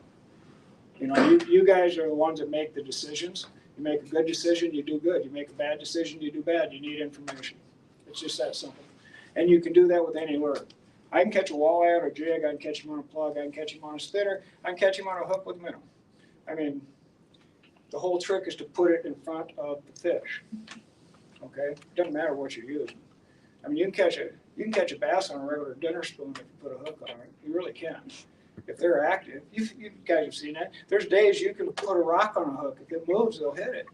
And there's days no matter what you do, they won't. That's fishing. And that's why if you do it right, even if you don't catch something, it doesn't matter if you did it right. The fun part is supposed to be fishing. And then when you do catch, I love it when I do the stuff that I do, and she does, we do, and we go, okay, we're doing this, this, and this. You fish 10 minutes, you go, boom, there he is. He's right where he was supposed to be. I don't care if I catch another fish. I don't. That's it. We picked it, we pegged it, boom, there he was. And that's the way it's supposed. That's what fishing is supposed to be. To me, I'll quit preaching, but that's just it. It's supposed to be fun. If it gets to where it's not fun, quit. That's the way I look at it. I did my pro staff stuff. I'll never do it again. It's a waste of time. People do not make money pro staff. They do not make money fishing. Don't try. You're going to lose. The only way to get $1 million fishing is to start out with $2 million. That's it. It is. And you don't make money by trying to fish for food. I mean, you just don't. It cost me $100 a day to go to Thompson. I mean, by the time I gas the boat, I gas the car, I buy a lunch, I buy my bait. You know, it's an 8-hour day and $100. Well, I can go to the store and buy fish dinner for 10. You know, I mean, if that's what I'm doing, don't do it for that. Do it for fun. Enjoy yourself. Make it simple. Make good presentations, but make it simple. Don't stress. This whole world, oh God, sorry. This whole world stresses, you know, and it just takes the fun out of everything. I mean, I throw a lot of information at people, but I expect you to pick and choose. What fits you, use. Don't throw it away. That's your choice. But I'm going to offer you every option I can. You know, that's what I want to do. I'm retired. That's what I do now. If I can teach you something, I'm happy. You know, one thing, you walk out of here with one thing you can use, great, we did it. And I'm done. I'll shut up now. I appreciate it. Yes. You said this time of year is grab a minnow and a jig. Yep. The guys running plastics are fishing too fast. I'm assuming you are talking about swim bait plastics, Yes. paddle yeah. tails, curl tails. Yep. Yes, sir. Myself, I've had a lot of luck using not the Ned jig, but a Ned plastic on a normal jig, Yep. but fished Yep. slow. But fishing slow. Yeah, you know, like I said, you can catch a lot of fish on a lot of things. I mean, you can. I'm not saying you won't catch fish. I'm just saying that where I think I get my highest percentage opportunities this time of year is a jig and a minnow with no plastic. In the fall, I want plastics. I want the lure bulked up. That's my personal opinion. But yeah, there's people out there. I was up with a guy with Baltic 2 days ago, and he was fishing plastics. He caught 2. I caught 4. But he caught 2. I giggled, you know. But he caught 2. He was using big plastics, you know. But I use this small, like 1.5 to 2-inch craws, okay, generally on a 1/4 ounce, sure. something dark colored jig, and just drag it. Dragging it, yeah. But you know, okay, like I start most of these out with, I'm not going to talk a lot of tackle because if you like something and you're confident in it, use it, regardless of what I said. I've said that in here already a couple times today. Because you fish different than I do, you fish different water than I do, different thing you like, and that's what it's about, man. If you're catching fish and you like it and you're comfortable with it, don't stop. You know, I'm offering information to what I do and what I like. That's all I can do. I do catch fish, but you know, but you're catching them on that too. So there you go. The point I was trying to make is it's more about the speed, not Oh yeah, yep, the speed. It is slow. Well, this time of year the fish are not want to run. Yeah, when I did the presentation thing for the jigs, nice slow retrieves, and yeah, nice quiet. Don't jerk it away.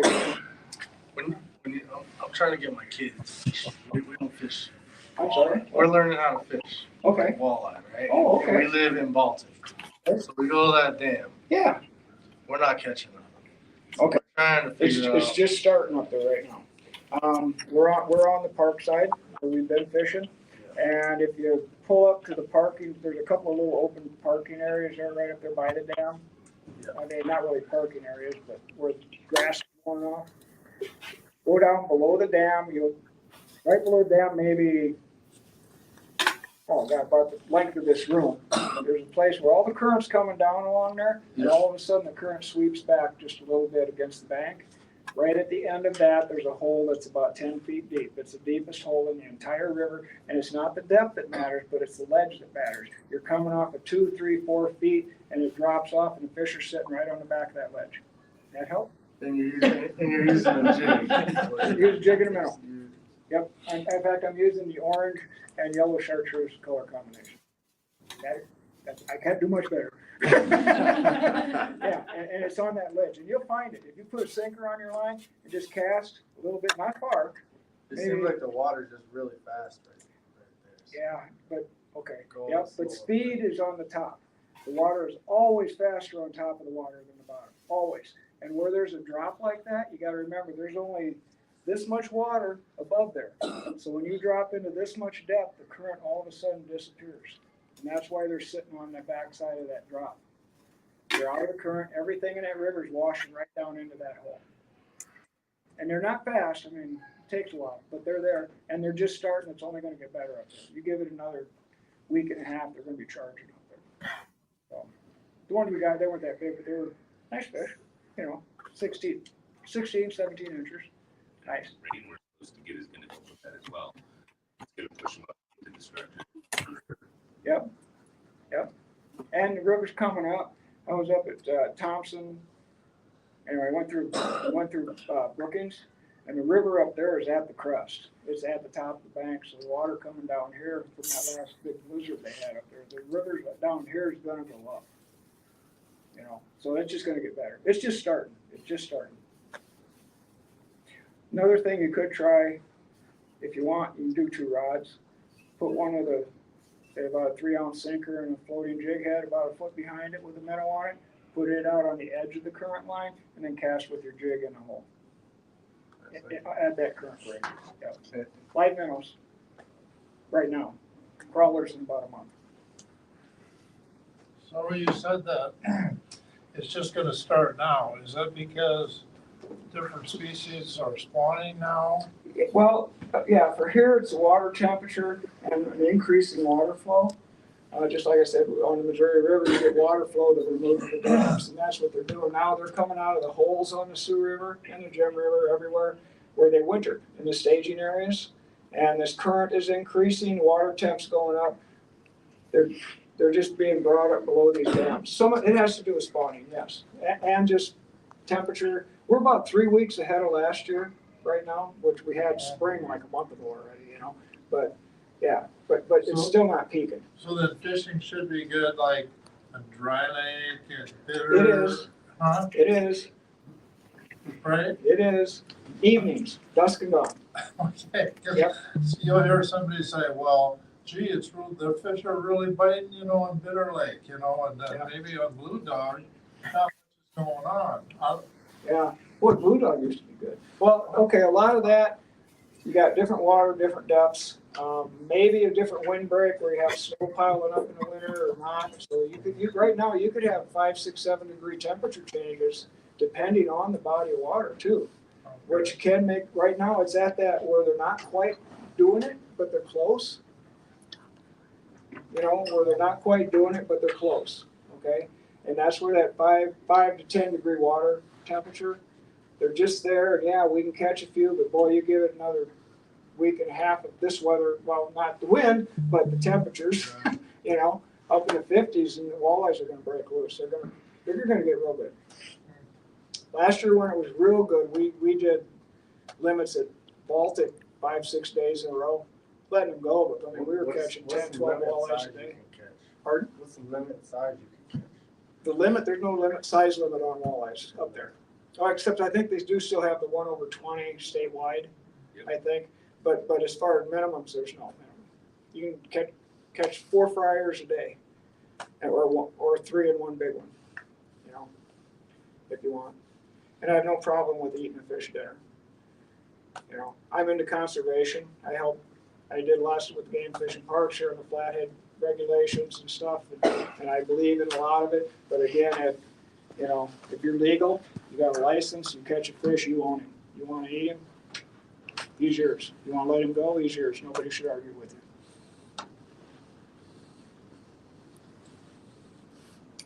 We good? I ran out of battery, didn't I? She covered me though. Okay. Anything else? Yeah, this was fun. I like this group. Thank you. I appreciate you coming in here. I hope I gave you something. I really do. The first seminar would have answered a lot of big questions for you, but we'll get that. These will be, if you missed the first seminar and you want to do it, this was broadcast live. These will be on YouTube, Catfish Weekly, YouTube Live, and Catfish Weekly on Facebook. They were broadcasting all this live coast to coast today, so if you want, and they'll be put up on those 2 channels. So if you want to go back and do the any fish, any water, I would highly recommend it. If you really want to locate fish consistently, any fish on any water, it's just really good, solid, foundational information. It just really is. Explains a lot, really fast. Well, not fast, but a lot. See, I like to talk. My wife told me that too. She does. We good? Anything else? I checked my calendar. I'm open for 2 minutes. Anybody got anything else or no? You said the YouTube was Catfish Daily, Catfish Weekly. weekly? Yep, Catfish Weekly. All 3 seminars were just broadcast. They will all be put up for free on YouTube, Catfish Weekly Live, or Facebook, Catfish Weekly Live. And they're out, I think they're out of Missouri. I think, I don't know where they're out of. So anyway, I do seminars for them once in a while, so it's helping me out. Yes, sir. Do you ever use like the down imaging, the mega live stuff? Okay. New seminar. No, yeah, on my boat, I have 3 sonars, mostly because I'm blind. So, not really, but I use 3 sonars. I have one that is dedicated to side imaging. I have one that is dedicated to navionics. I have one that is dedicated to down imaging. That's all I use. The rest of it's up to me. You know, because I'm a firm believer that, and I said this earlier, all this is fancy electronics. Sir, they want you to believe that it finds fish for you. It doesn't. I use 3 of them, but it does not find fish. It can only show you what you point the transducer at. So you have to have the foundation. So for me, side imaging, down imaging, and then navionics, so I don't run onto a sandbar, I'm good. And the reason I dedicate 3 sonars that way, quite honestly, because I can't afford the 16-inch, you know, I got little 8-inchers, so this way I get the full screen on down imaging and the full screen on side imaging, and they're just old sonars I got. But yeah, I use them. I do not use all the, like live scope and all that. I really don't. I mean, it's fancy, but I'll be honest with you. I don't know if, you know, you saw Hank Parker the other day. He came out and just chastised it terrible. It's starting to ruin the bass still. They're thinking of canceling, terminating the whole thing. Because they have a lot of people right now winning tournaments that quite frankly don't know how to fish. They don't. They sit in the boat and they look at the screen, they drive down the shoreline, they see a fish and they cast to them. They have no idea what they're doing or why. And it's wrecking the image. It's really harassing the people that are dedicated to fishing. You know, it's going to destroy records. It's going to destroy all kinds of stuff from the past that no longer exist if they continue with that. It's kind of like this. Just because I can do something doesn't mean I should. So, You know, personally, I don't think it's quite ethical, like these individuals in tournaments. Yeah. If you don't have $4,000 in electronics, It's 10. you just as well stay home. well, yeah. In fact, there was a seminar on muskrat adventures 2 nights ago where a tournament fisherman came out and he flat out said on the deal, if you don't have this, and this, you might as well not fish a tournament, period. And he's a tournament fisherman. But he, you know, he's got 6 batteries on his boat. He's got 110 horse or pound electric trolling motor. He's got $6,000 worth of electronics on his dashboard. Well, I can't fish against him. I got a mortgage. I mean, I'm sorry, you know. Why would, and then he said, but I want everybody to enter this tournament next weekend. And then he turns around and says, but if you don't have all this, and this, it's a waste of your time. So why would I? Well, he just wants your Because money. he wants your Well, of money. course they do. But that's it. And it's too bad. Just like golf. I don't know if any golf. You know, they have golf balls now that will add 30 to 50 yards on your drive. The PGA outlawed them. They did. They're flat out. You cannot use them in the golf tournaments, which I think is thumbs up. I mean, you know, all these courses that are designed for this type of equipment, all of a sudden now, I mean, I can hit the green in 2 when I should be taking 4. That's not right. Geez, why are court bats not allowed in Major League Baseball? Yeah, same with baseball. They got that too. They outlawed those too. Yeah, they, you know, were I could go out and hit a home run. Good grief, I know I can't do that, but I could with that ball, you know? So, anyways, there has to be some ethics involved at some point, you know? At least where there's a line, you know? I don't know. I don't make the rules.